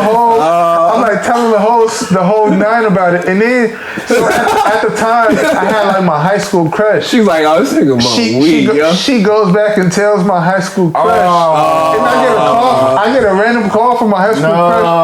But we wasn't dating or anything. But I get a call from her. But you knew you guys. That's still heartbroken. And she was like, "So you out here having sex?" Yeah. And I was like, I thought you were waiting for me. I hit it with the confused face. Like, what? That was the what you leave for the what you leave. Yeah. Like, no. Bro, you crazy. And then we talked about it, and then she was mad. She was like, she wanted us to be my person and all that. See. But I was like, and then people had plots on. So when I was done, I was just thinking about it, like, bro, it was all hype. Yeah. I could have waited for this. Yeah. It was all hype. It was all hype, bro. I could have waited. My first time was whatever. Sex was trash the first time. Well, because nobody know what they doing. Come on, man. Nah, well. How do you want Never mind. Yes. I'm getting head shakes. All right. But next subject. So, how about them Cowboys? But so you guys feel like you evolved, like you pulled out. Where you learning the latest tricks? Where? Yeah. What latest tricks you pulling out? Honestly, I kind of just freestyle. You feel me? Like you go off the vibe. Like, all right, let's try this over here. You feel me? Like, like this kind of sounds nice. Honestly, the guy he tries to read what the woman wants. So. Like, hey, every time Mark talks, I can't take him serious. I don't know why. like I can't. I'm sorry. Go ahead. It's like, get it on. Okay, so like when you having sex, you're not doing it for yourself, right? You're doing it to please the woman. Oh, it's performative. Yeah, like, you're doing it to. That depends. It depends on the woman, bro. Oh, damn, Chris. Honestly, I mean, I'm dead ass. You're right. But you're doing it to please the woman, so you're trying to find out what she likes while you're doing it with her. So that's what I mean. You're doing whatever she likes. Like if she wants to be choked, you choke her. Right? Yeah. Okay, yeah. If she wants to, he wasn't on that train at all. He just went along with it. Like, if she wants it this way, you get it this way, just because you're doing it to please her. And then ultimately, 9 times out of 10, well, probably 10 times out of 10, you get yours last regardless. Yeah. So. But yeah, I think a lot of times you're doing it to please the women because women make the world go round. So I'm on the impression you go in with the mission to please. Yeah, like you're not going in busting. Yeah, because 5 minutes in, you just turn around like, oh, what I try not to, but hey, he says stuff happens. Stuff does happen. Yeah, you get hit. What's your excuse? When that happens, I told you not to move. Like, you knew what you was doing. Nah. Like it's been a minute. Like damn. Hey, that been a minute is real though. That can go either way. You can either not quit or not at all. Yeah, it can get real crazy. Then you try to charge up one time. What you mean? You try to charge up, come back. Yeah, you gotta take a quick 5-minute break. Get some electrolytes. Hey, no, bro, it's only half time. What you talking about? You try to charge up and come back for more because it's like you like, damn, bro, I can't do it like that. Yeah. Because it's all psychological. Did you guys know the first time when you was about to have it? Did I know it was about to happen? Yeah. I fell into it. As well. You didn't have the rubbers on you? I did. See, you kind of knew you had an inkling. No, I don't know. I don't know where the rubber came from. I just know I had one. It fell from the sky or what? No, it could have been my older cousin though. No. I legitimately don't even remember. Dang. I don't know where. I mean, I probably had it. But yeah, like mine, it was some falling on that. Like, oh. That's my phone. But. That's me. Oh, good. It just fell in your lap, Chris? Yeah. Like that's a blessing, as Kanye would say. I mean, I've realized that through my life, like I've kind of missed a lot of like. Yeah, let's talk about that. Chris do be hello. Yeah. That's what we can't talk about. I feel like we're gonna have to throw in a name. That'll get crazy. Y'all can throw it. I don't care. Any past names. No. I don't think we can show like this. This is. You're right. This person still follows me and shit. Like Chris be hella random. Like what? Yeah. Oh my god. Completely oblivious, bro. Yeah. Like honestly, like most of my interactions with women have all just been learning experiences. You know, I learned more with each woman I would talk to, because I would miss all the signs. I would miss all the cues. You know what I mean? Like I would be taking shots and I didn't even know I was taking shots. Why is it? Why is that? Like what happened? He's just a good dude. I was gonna say I'm natural. Yeah. You know how? One day I had to go. One day I really came in the room and asked Chris, like, "Hey, blood, like, do you believe in karma?" Just hella random. I remember that shit. Cause I was like, hey, this mom was really worried about my soul, bro. Like, I was like, bro, I feel like you do so much for people and you like always help people out. Yeah. But you know, Chris was always a nigga in situation. But I'm just like, bro, do you believe in karma? Like, cause I feel like you do so much. Yeah. I feel like hella bad shit be happening, like with his shoulder, his eye in the same way. Like let's talk about the eye. No, hold on. Before we get there, let me double down on what mine said. Let me tell you the story. This nigga Chris, man. That nigga fed me my freshman year. Yeah. He didn't mean to, but I was about to say unwillingly.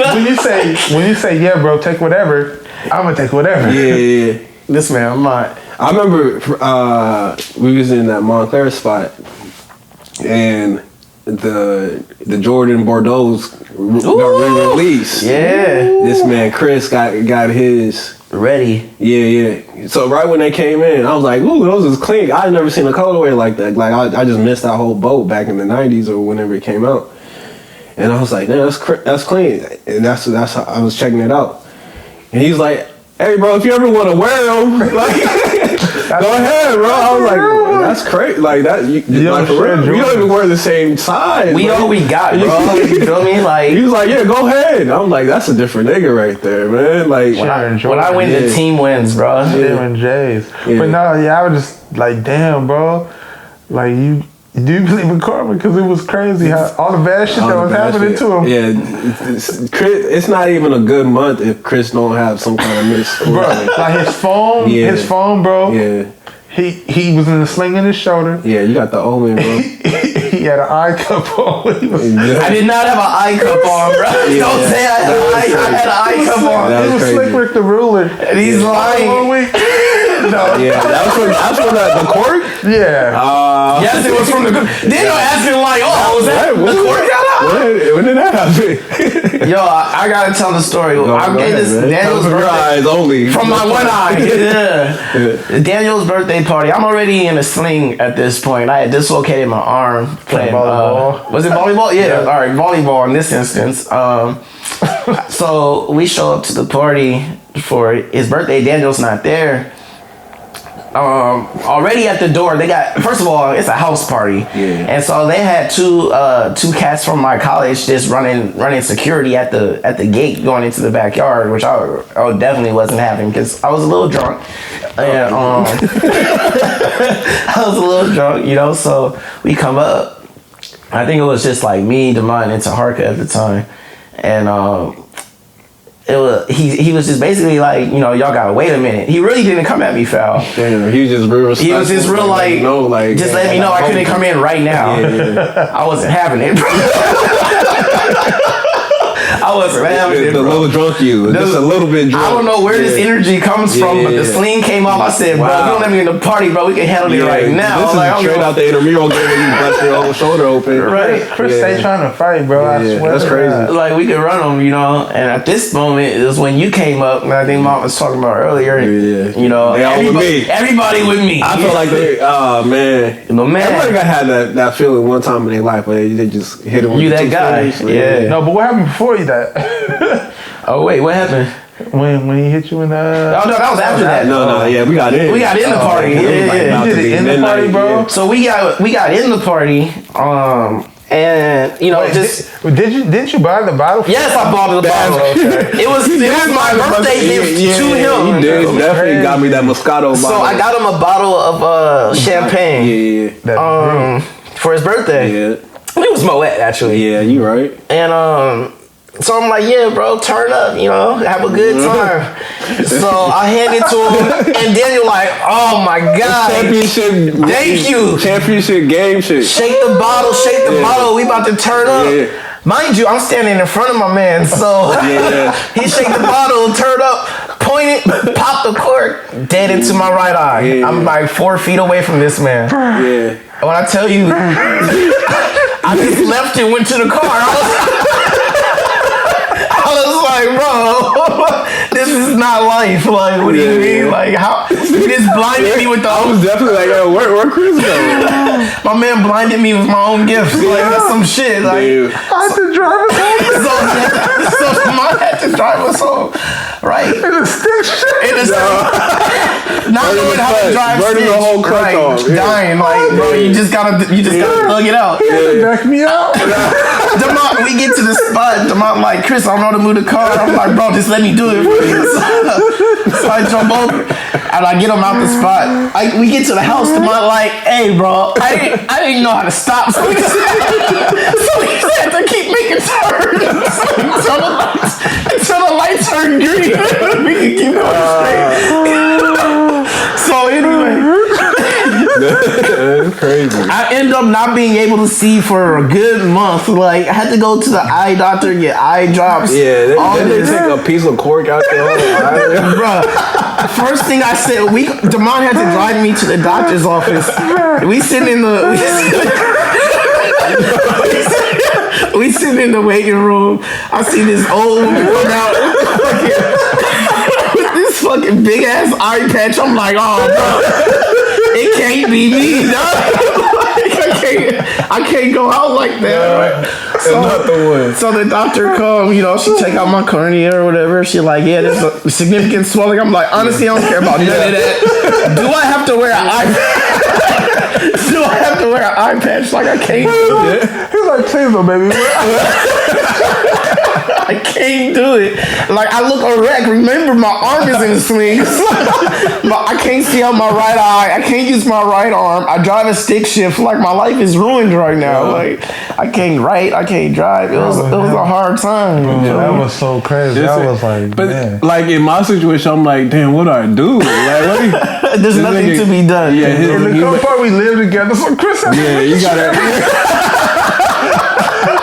Sure, Chris wanted to get you back, but like, fuck this nigga, man. Hey, to this day, my right eye kind of droopy, bro. I be noticing in every picture, like,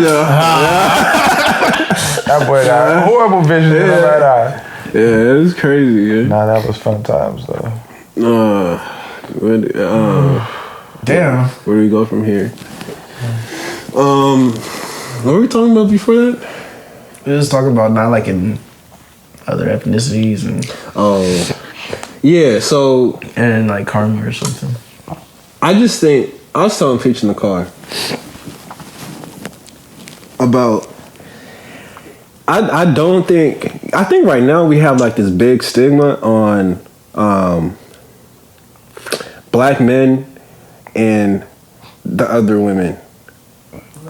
African man.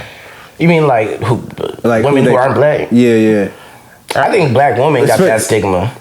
And honestly, it's you think crazy. They pushing it? Yeah, they pushing it, bro. It's the craziest thing because black women hate to see a black man with a woman who's not black. Yeah. But they love to talk about these white boys. They think it's cute, and it's like, oh yeah, that's baby daddy. Like like it's a very interesting dichotomy. You know what I mean? Like I'm not saying it's a general like everybody like it, but from my observations. You know, every my observation. You know, because I try to keep it to personal. I won't say it's a blanket statement, but from my observations, like many black women have like a white boy. How you feel about that? How you feel about personally? I don't care. Women?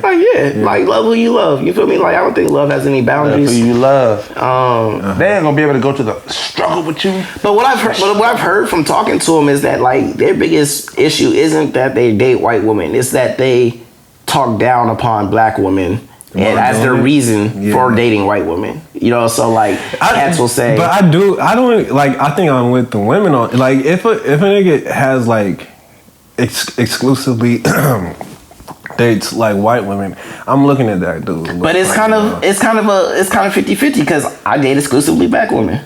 But I get it. You feel me? Like it's there's a certain like who wouldn't date black women? but you accept it because that's what you feel. No, but because it's the same thing as in school, in college. You don't have a white cultural center, but you have an African American cultural center. Yeah, I think it's that same stigma. Like white people can't do the same thing black people can. So for Daniel to feel like white people dating white people, he can feel some type of way. Like you feel like our people aren't good enough, but it's like want to be the norm for black people to continue to date black people. Yeah, I think it's that mindset.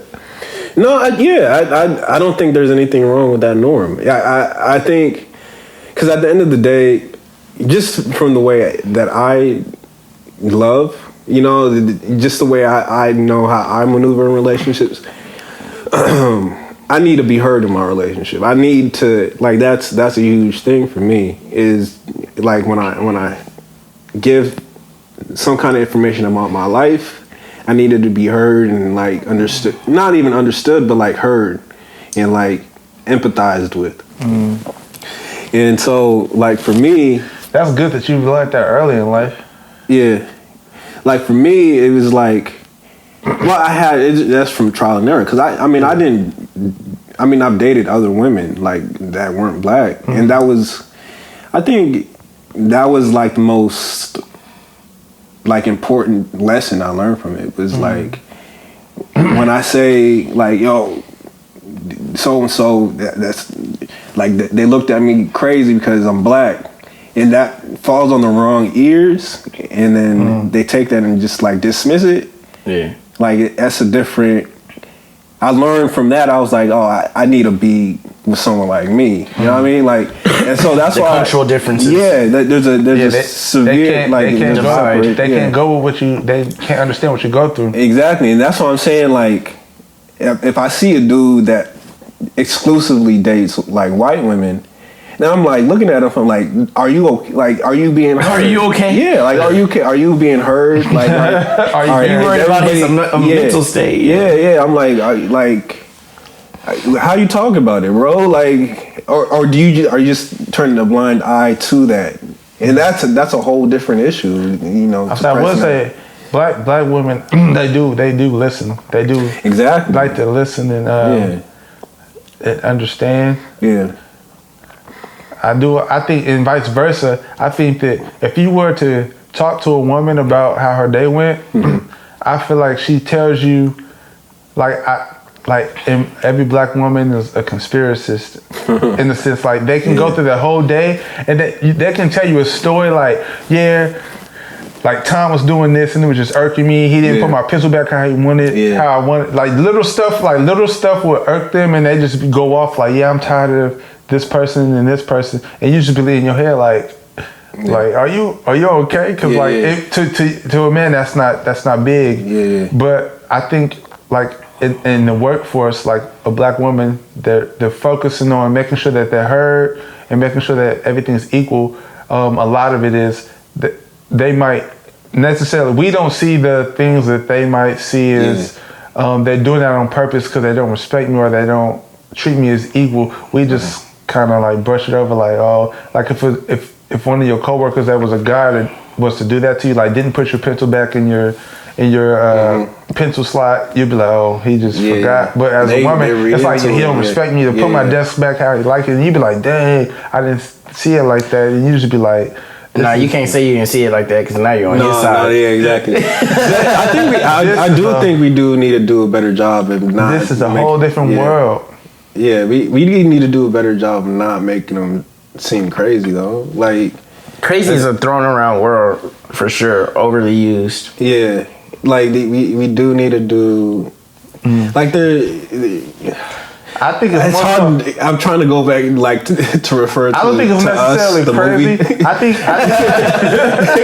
I don't think it's necessarily crazy. I think more so women they make decisions more so off of emotion. Yeah. And so to us it's like crazy because it's like we're so like desensitized. Yeah, like why did you do it like that? But for them it's crazy too because sometimes they don't even know. They just emotional. You know what I mean? Like I mean, women, black women especially, they're the most in tune with the. That's a train. You can argue they're the most in tune with the earth and like all of that. You know what I mean? So it's like we should give them more credibility. Yeah. We should at least make an attempt in being like, I hear you. Even if I guess it's more so patience because it's like patience. It's like the amount of problems that you have to help fix or have to listen to or have to help men. Yeah. From a man kind of helping your black woman it's like night and day with a man. Like a man, you probably once a month, maybe one thing irk you or multiple things irk you, but one thing you actually gonna talk about. And then it's gonna be a problem, but like with the woman, it's like you're making sure that she's comfortable or helping her out through it. If something was to bother her, a lot more often than you're gonna be doing a woman to a man. And I don't know if that's right or wrong, but it's just kind of I feel like it's how we're built. Because theoretically we're supposed to be the fixers. Yeah, we're supposed to go out and go get it, make it all right. You know what I mean? Like they look to you for help, like not as far as like, oh, I'm helpless, but it's more so like I like a man to. Yeah, I mean, our main goal is to like, kind of provide a safe haven, for women, I guess. You know what I mean? And so it's like intuitive for us. I don't know. Today, boy, you get these entrepreneur women, boy. They don't need. Yeah, they don't need nothing. It's a new day. Yeah. They ain't independent, boy. I think deep down inside, they still want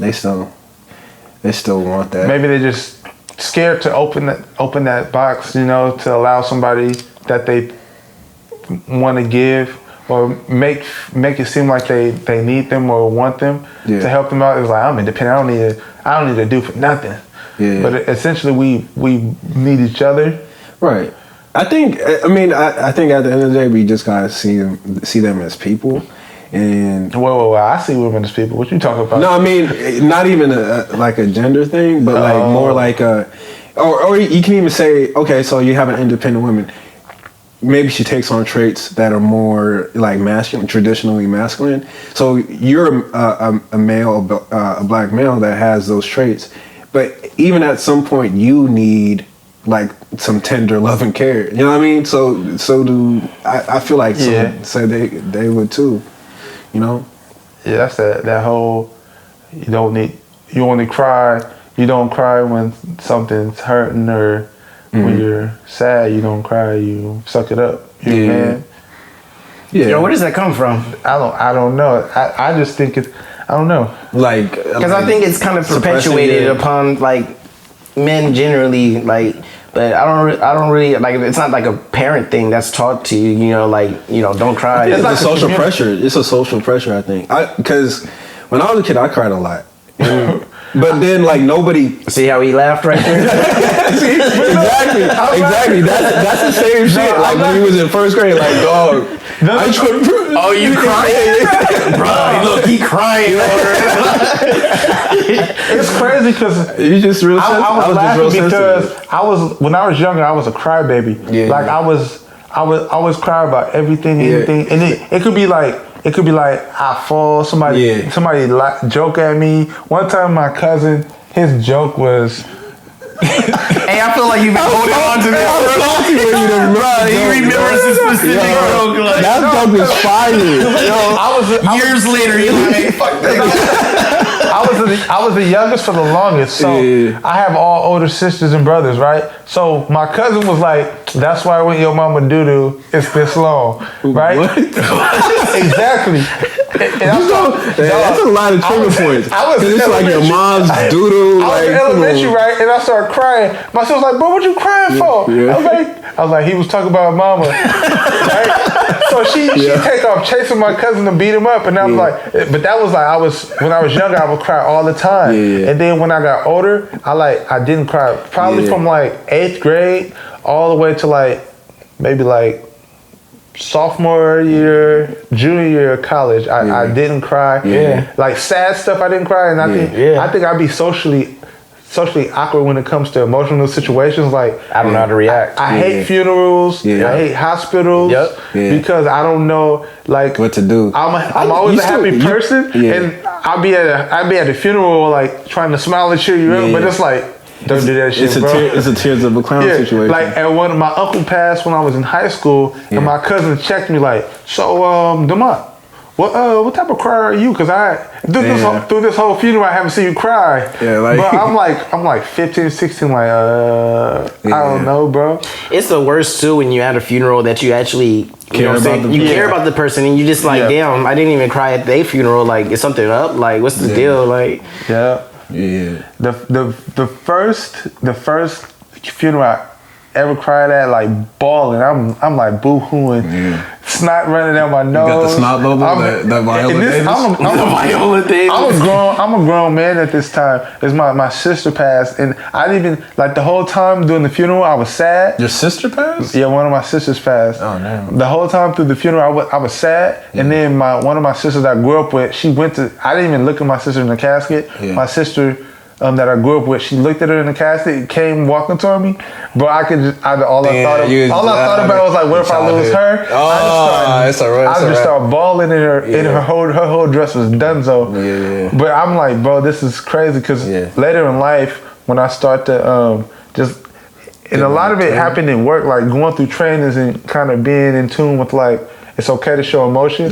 I start to, I guess, show emotion because a lot of people would tell me I'm emotionless, like, I don't show emotion in different things, but it's not me not showing emotion. It's more so you scared to show them. I don't give a reaction because I process things a lot slower, and so then I go and think about it, and then like I'm like, dang, that should have been the time I should have did this, but it's too late. But then at that point, aren't your emotions more for other people? Like you sound like you're supposed to. You feel guilty for not giving the right emotion to people when it should be for you. Like if you feel sad, but I guess at that moment I'd be like, dang, I should, like, I want to do this, but I hold it back, and I don't. No, so I go through that a lot. It's like a feeling now too. Like I can like I can be in the like. Let's see, what example do I want to get? Like I was the other week. I was in the car and I was just listening to like some beats I made, and because usually when I make beats, there's like some kind of story or like some kind of thought behind it on that was happening at the moment when I was making it. So I was listening to it and I was on the verge of tears, like in a split second, just like hearing like a tambourine and because I know where it came from. So, like, I feel like in my day-to-day, if I allow myself to, I can bust into tears. Like, I feel like I can be that first grader again. I feel you though, like, cause it's weird. Because it's like, I know, like like Mom was saying, when I was in high school, I probably hadn't cried since like 6th grade or whatever. In my junior year in high school, one of my classmates died, and so we were at his funeral, and I was just sitting in the booth, like I don't even know what was going on in the church at the time. I think it was a Catholic funeral, so they were just probably like doing some Ave Marias or something. But I just started bawling like out of nowhere, and it was the weirdest thing because I really didn't know why I was crying so hard, where it came from. You don't remember the thoughts like behind it? Nah, not like when I like literally, legitimately, my thoughts were, "What the fuck is going on? Why am I crying like this right now?" Like, it was the homie for sure, but it was just it was unexpected. You know what I'm saying? Like, I didn't expect to cry from being sad. Is the best way I could. So you were sad?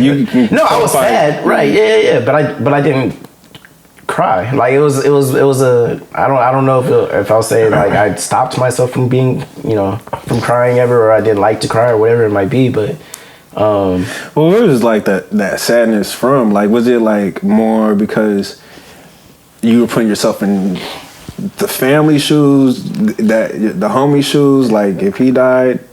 It was a homie. It was the homie, yeah. Like if you were the homie. I think it was just because of his friend. It was just that was my friend. Like he was 17 years old. He died playing soccer. Like you know what I'm saying? It wasn't like he had his whole life ahead of him type shit, or it's a little different when if someone at your school dies and you don't really know them, but they die. You're gonna feel bad, but you might not cry. But like if it's your partner. Yeah, it's like one of those I ain't gonna be able to even see him no more. You be like, damn. Like, but on the flip side, you know what I'm saying? Like I've had experiences where my grandpa died. You know what I mean? Like that, and I didn't cry at the funeral. Were you close to him? Yeah. Okay. I mean, as close as my grandpa. Yeah. But I didn't cry, and that fucked with me too, because it was like, damn, like. Is something up? Like why do I not care? Like why is my reactions like this? You know what I mean? Like it's definitely introspective. I said my best example I can give you, I just had a great aunt pass away, and she was like that great aunt that did everything for you. You always go there to get food, but her funeral wasn't sad that at all. It was a happy funeral in the sense of she got to go home, and she was more so like kind of put out of a misery type of thing. Like she was struggling like with cancer and stuff. So it was more she was done being in pain. So it was kind of like an uplifting one. Yeah, it was it was for real. Like people they talk about how like funerals is a homecoming and celebration. Like that one was like a for real like. Yeah, I feel like it's kind of different when you see the process of someone decaying. You know what I mean? Like you see them kind of like withering away, and you're just like, no, you just kind of gotta go. I think like for me, I don't know,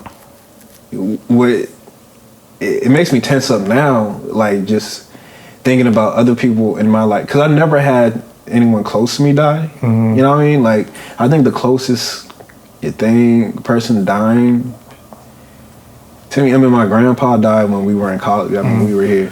I mean, when I was around y'all, like that was the first time I met my grandpa at the time, so he wasn't like close. You know what I mean?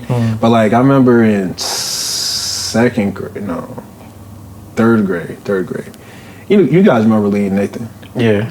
So I remember their mom died in third grade, and I remember like I was legit depressed as a kid. You know what I mean? Like I was like bawling because Lee didn't show. Lee was in my grade. Nathan was a grade lower.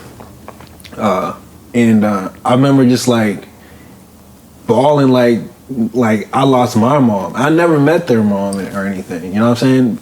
But I was like, I couldn't imagine like losing my mom at that stage of my life. So I was just like, fuck, I lost my mom too in a way, and I just couldn't stop crying. But like at the time I didn't realize why it affected me so much at that time. You know what I mean? Like me, Lee, and we all became like friends. I think we got really close around that time because of that. No, I wouldn't say because of that. I think we were close before, but like that brought us to another level where it was like on some brother shit. But it was like, I think at that time it was just like the crime was from the empathy and shit. You know what I'm saying? Like just feeling that I was in their shoes and I lost my mom because I never had that experience of losing someone close. It was kind of crazy. So now it's just like, I don't know. I think that's one of my biggest fears is like, if I lose someone close to me now, I don't know how I'd react. Like I have no clue. Right. You know what I'm saying? Like I don't know. You probably won't until it happens. You know. Like I'm afraid it might be some like mental shit. I mean, because I'm already kind of like sensitive to like a lot of that shit. So like, the biggest thing you realize, like, you don't get to see that person every day like you usually. Yeah. I think that's you be like, damn, bro. Yeah. But do you need to see people every day? Shit, your media, it's not a need. I think it's more of a like you can't do it anymore. Accessibility, You don't have the access. Like you don't need to see. Do you see your parents every day? No. Yeah, but you know, like just like even with the best comparison, even with y'all, I don't see y'all every day. I don't talk to you every day. Yeah. But when we link up, it's like nothing's missed. Yeah. It's kind of that. It's like I don't think you go through life with. You're gonna expect to see your family every day, talk to your family. That's gonna be insane. Like, there's probably so much family you have, you probably go insane. Cause I know for me when I come back from college and I go to my mama's house, like when I used to come back for Christmas and stuff, I probably can only spend a day at my mama's house because everybody want to do something with you, everybody want to talk to you. I'd be like, bro, and you're so used to being isolated in college, like, bro, leave me the fuck alone. But having your time on your family. They're so used to they're used to you not being around right now, so they want you to come back and they want to do stuff. So you be like, fuck it, let's just do it, and I'm gonna appreciate it. So I think that's more so you don't need to see them every day, but when the luxury of having them, you just know they're alright, like everybody's good. I for sure know I can only spend 3 days at home before I gotta go. I gotta get out of like I get that's about the limit for me. I get asked to do 30 different errands. Like, bro, how was you gonna do that? Your time's not your own, right? Yeah. How was I gonna do that if I wasn't here? How was you gonna get to the store? How was you gonna get to the store? You was gonna walk? You might as well go on in. I'll pick you up. I'll pick you up when I come back. But, have you guys just like views of family changed like recently? Not recently, but it does trip me out to think like my parents have my sister right now at my age. You feel me? Like they were already starting. My mom and dad were married already. What you doing, bro? They were starting a family already. Exactly. Like, and I can't fathom myself having a child, let alone 3 kids. My mom had her first kid at 16. You know what I mean? My mom her first kid at 16? Yep, she had my sister that's here. She had her at 16. That's crazy.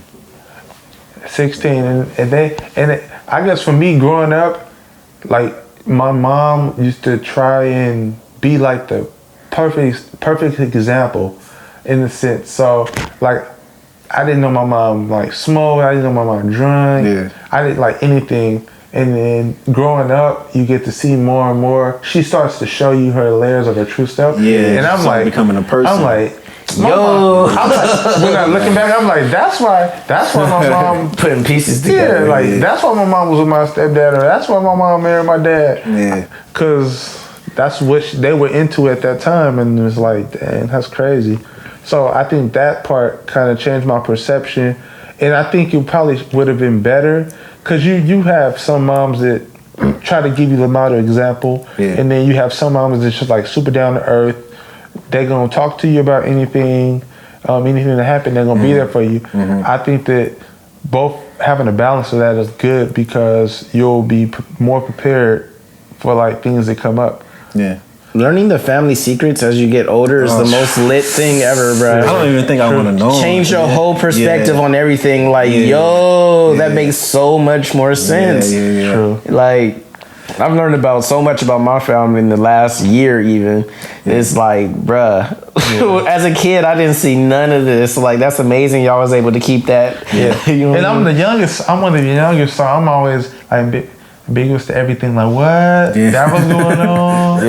And I'm just always everybody cool with me, but like, my sister can be beefing with a family member and she'll come tell me about it. Yeah. And like, part of me, part of me, like, I'm like, shit, do I gotta beef with him too? Yeah. I kind of like you gotta choose a side. You get some information on somebody, you like, but wow. like, you really gotta choose up because like sometimes you have them family ties where y'all don't be as cool as y'all once was. Like, I have cousins that like I grew up favorite cousins. Like we used to spend time together every day, but I probably see him maybe once, twice a month now, and it's crazy. Yeah. Yeah, no, I think, for me, I'm starting to see, like, family as more of, like, a collection of people than, like, because family, it was always, well, growing up, it was, like, this thing where it was, like, you defended no matter what, you know what I mean? Like, you would take a lot of, even like the good and bad, like, you know, it was almost like a limb of yourself. But now, like, I feel like, my fault. That's good. I feel like family I see it as like, you know, just somehow these individuals got together. They copulated.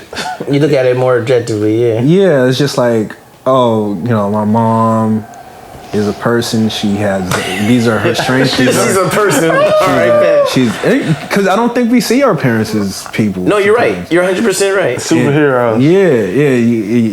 These are her strengths. I'm realizing her weaknesses. Yeah. My dad, the same thing. And your parents shouldn't do any wrong. Yeah. I mean, my brother's same thing. It's just like that's a different nigga. You know what I mean? Like he's someone. He got his own thing. Yeah, like even though we grew up in the same house, he's still an individual. You know what I mean? Yeah. I'm my own person too, but somehow this blood kind of ties us. It kind of ties us together, where it's more like I choose to,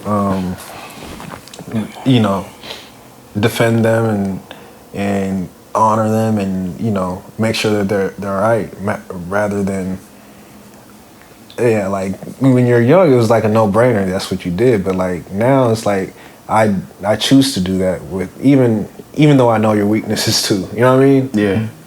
No, it's definitely a choice. I think, you know, there's a I don't know, understanding or a kind of implication that you're supposed to love everybody in your family no matter what, you know.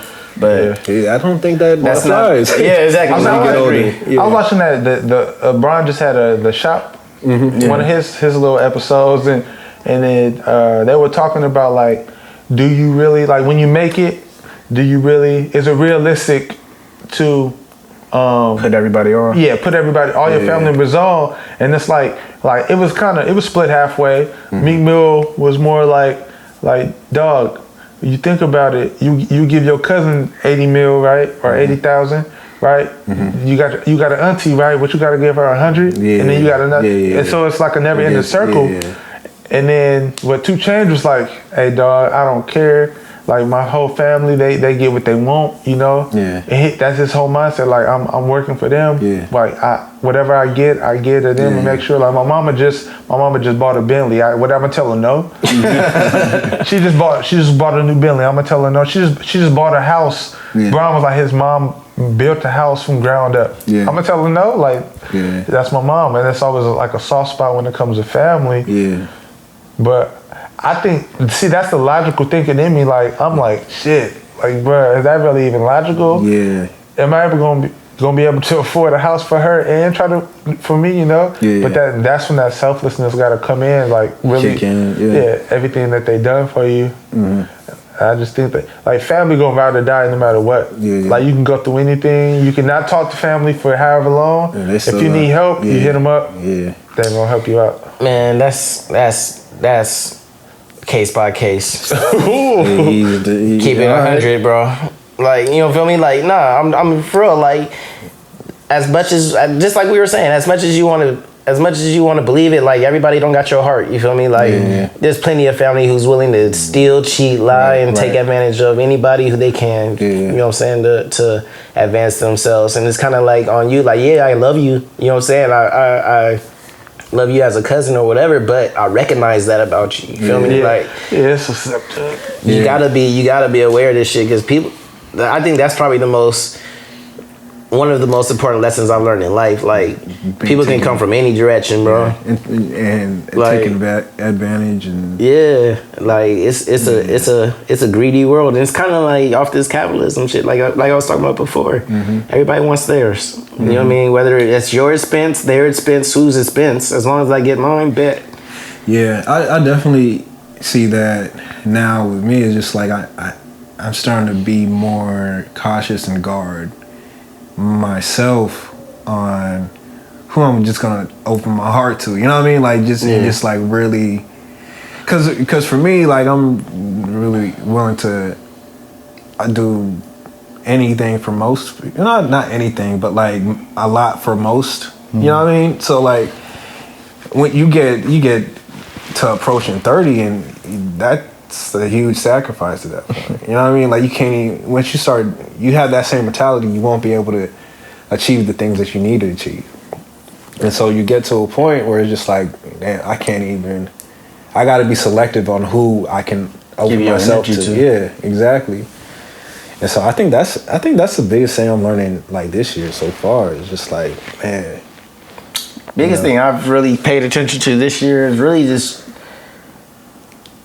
and I was talking about this earlier, but like, it sounds simple, but just realizing that everyone's just people. You know what I'm saying? Like, regardless of whatever their job title is or their position or station in life, like, you know, some people who are in jobs right now who you like, well, how did you get that job? You know what I mean? Like, what? Like, you I would not have expected you to be given that much responsibility, you know, because I know you personally, but everybody's like that. There's always somebody who feels that way about whoever, you know what I mean? Like, I think about my parents, like I was saying, having my sister right now, like, they didn't know they're my age, you know what I'm saying? Like, you're winging it. They were figuring it out as they went along, like, damn.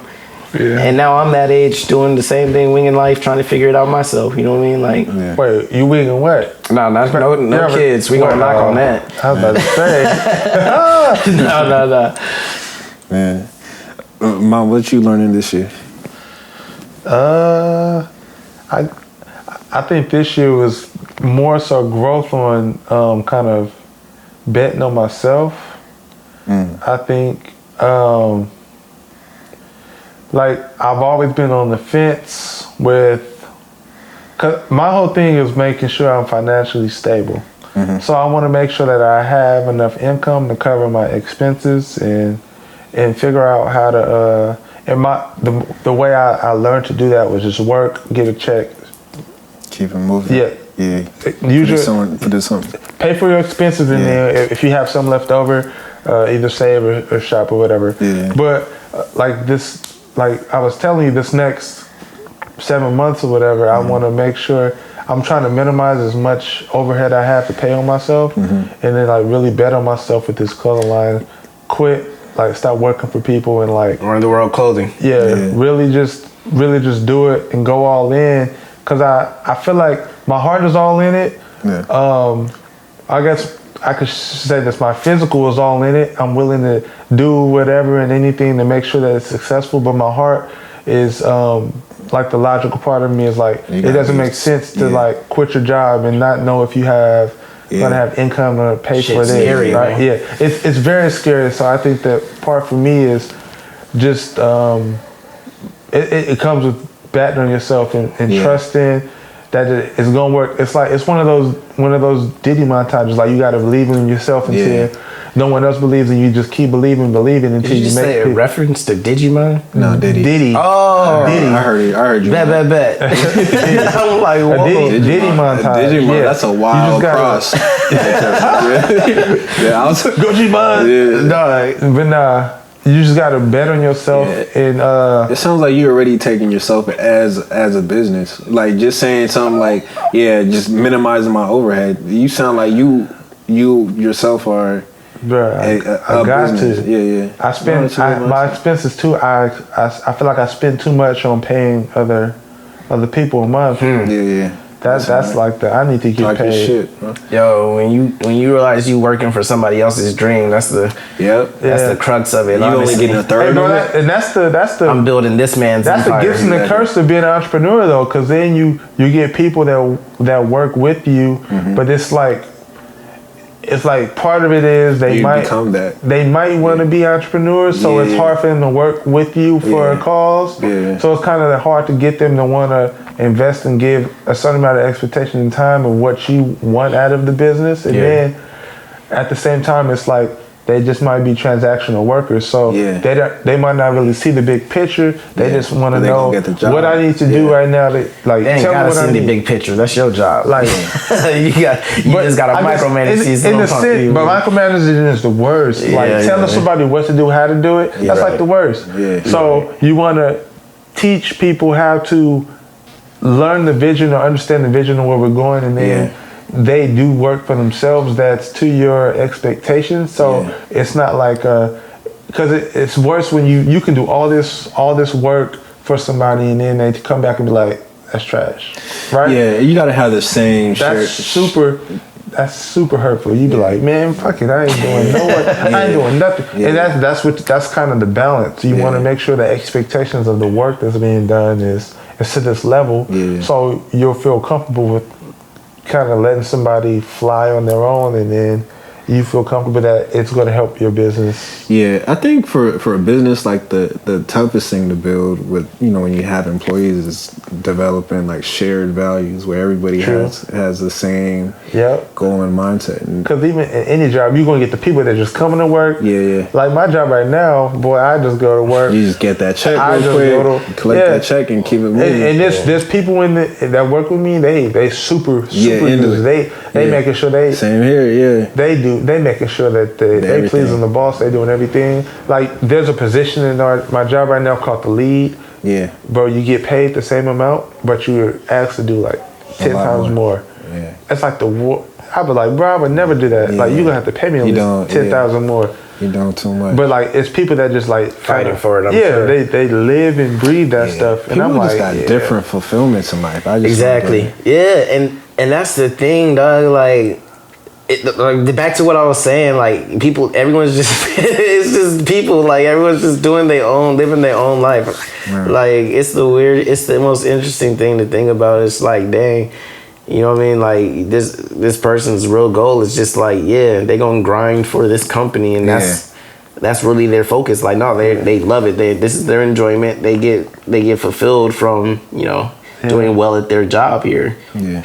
But that's just not the case for me, or you know what I mean, or whoever it might be. Like, it's like, damn. Like for me, even with recreation, like I had goals to make sure I wanted to achieve within recreation because it was something I was passionate about and I am passionate about. Mm-hmm. But like quitting recreation and doing something different, and then trying to focus on something of my own, you kind of get a different perspective of the situation. So I think it helped me, and then looking back at it, it's like recreation is ran by a certain group of people, so you get to kind of know what route to take. When if I was to go back into it, I would have a whole different mindset. Instead of just working it, I have a whole different mindset of making sure that I make a staple in whatever I do within the field. Right. All right, I don't know how long we've been going. How long have we been going? Like 2 hours? 2 hours and 18 minutes. Holy! Is this ever going? You gonna edit all this? That's crazy. We gonna let this rock. You ain't gonna edit nothing. I mean, unless you guys want something edited out. I mean, what's up? No, I'm straight. I don't even remember what I said, so it's okay. Last question is, what is something the world doesn't know about you but should? Let's start with who wants to go first? Chris. Hey, something the world doesn't know about me, but should. Felt that bus hit you? Forward and then backwards. Why don't you go first, Dan? It's your question. You feel me? You probably was thinking about this on the way down. I wasn't actually. Don't lie. I try to think about like the latest thing. Huh, what did people not know about me?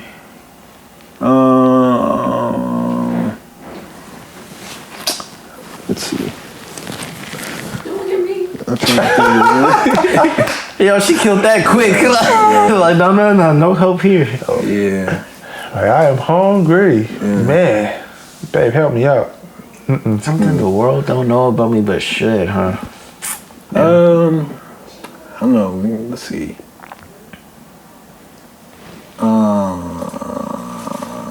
Give me a second. Oh shit! You got it.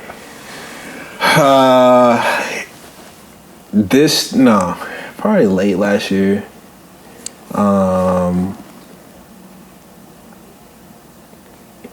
First of all, let me do a qualifying statement. Niggas never learn how to like. There's certain things in life where people never learn how to do something, like, and they just kind of went with it. I think wiping your ass is one of them. Oh, I'm very interested where this is going. Please continue. And so I switched up my regimen. Like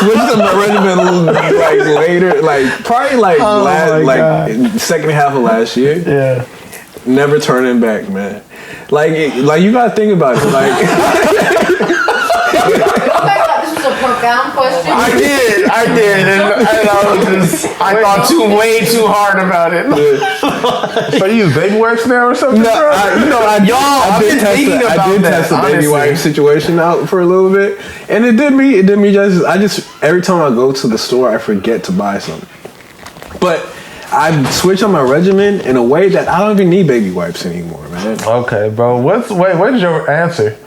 So now when I wipe my ass, I used to go. Don't say back to front, bro. That's only gross for girls. Yeah. Relax. It's only relax. I went back and forth, bro. I was a back and forth. That was gross. You got shitty balls. You was wiping your nuts. Nah, come on. You wiping your nuts. Come on now. You can feel when something touching nuts. Nah. You can feel like it's that shitty balls. You gotta hop in the shower after that, bro. But like I just feel like there were more wipes that way. Now I'm going front to back. I'm going front to back. This is so funny because I did not expect this to be your answer. I'm going front to back, bro. What is the answer to this question, Daniel? This is his profound moment. He going front to back. I'm going front to back. Nobody knows. Well, I know Peach might have. But is this really something you want people to know about you? I want people to know this. I want people to know this because there are certain things in life where we're not taught. Yeah. Nobody teaches you how to wipe your ass. Yeah. When did Jack get up? Whoa. And I think there needs to be like proper YouTube videos for stuff like this. No. Like, bro, that's like who would watch a YouTube video on Listen, man, you don't have to have a real ass. Like, you can just have like you can put two watermelons together and. All right, I got my answer. Can I get my answer? Y'all hate, man. I felt like Daniel wasn't prepared. I wasn't prepared for this, but I'm just letting y'all have it. But now we know. Yeah. This year I want to make sure that I help people grow as the people. I want to make sure I'm more pro-black and make sure that it's known that your boy. No, I was playing your boy. I'm here. But no, I want to. I'm all in the business for helping people. If you need help with something, I'm pretty sure I can help or find a way to help you. I know somebody that can get you where you need to go. So, yep, I'm all for helping people, bringing people up as one this year. Now everybody knows. Now you about to get mad texts like, yo. Hey, let me hold 5 though. Yeah, I heard you into helping. Let me hold 5 though. Yeah. No, that's good. Chris? Chris still thinking. I am like shit. Dynamite. Chris blacker than the Ace of Spades. I don't know, man. Like that's a hard question for me. I think it's hard because I'm such a private person. I don't really want the world to know nothing about me. But but if I had to pick a singular thing, like,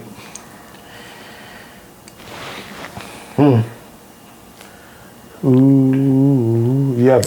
A sword fetish? I don't think people know about this man do have a sword fetish. A weapon fetish. A weapon overall, yeah. This man, I bought a blade just because of Chris, bro. I bought a blade one time in the movie. Oh, you thought these was beads, boy? No, these bombs. What you mean? Yeah. These what they call them? Kimura beads. Mm-hmm. Okay. I guess if I had to say one thing the world should know about me. I mean, you don't have to say anything, to be honest. You can keep it at. Bro, he was giving his I'm ass. sorry, bro. He was giving his ass. But go for it. Say what you're going to say. Hey, I wants to direct so bad. She's like, cut. All right, Daniel, I'm going to need you to be quiet. Then you stand here and just look. One thing I guess I would say that the world should know about me that I guess isn't common knowledge is I love to be not debate, but I love to have discussions with people about what their perspective is on various topics. You know, I don't like to be stuck in a bubble of like-minded people. I prefer to seek out people who have a differing opinion. Like, all right, tell me your side of it. You know what I mean? Because I don't like to just take things at face value. I want to understand, like, all right, what's your perspective, what's my perspective, and then come to the conclusion myself instead of, you know, reading a conclusion or just going off of what it is that I've been told. You know what I mean? So, if anything, I would say something the world should know about me is I'm a very good listener. Hey. I gotta come back with a real one. Yeah. No, you gave it. People know. So you gave it. Okay. You gave it. No, you should tell them about your pegging theory. No, we don't. Nope, that's a whole nother. We ain't got time. That's a whole nother. I don't know why y'all so shy about that. That's a whole nother. Y'all, come on, bro. Hey, I'm out. All right. You gonna leave it at that. How do you end me? We can clap it up again if we want. I mean, we didn't really end it. That was the ender right there. Peace, love, respect. Run the world close. Check us out, man. Why is it even called Run the World? Run the World? Yeah. Now you really want to know? Or you really want to know? Is it another 15 minutes? No, it's simple. It's because it's catchy one, and then ideally when we started it, we wanted to make sure people was looking back and giving back to the world with their passions. So essentially running the world just meant kind of an ongoing cycle of doing good, again, uplifting your people and making the world a better place. Okay. And it's catchy. It's a dope name. And Beyonce made a song about it, so. We was first though. We run the world. Man. All right. Y'all feel good? I feel great. Let's take another shot. All right, my butt sleep. I feel like we should end the video right after Devon says my butt sleep. Pause. This? Yeah. Mic check 1 2 1 2. All right. How'd that look? Yo, that's crazy. That was 2 hours, though. It felt long. 2 hours, like 30 minutes.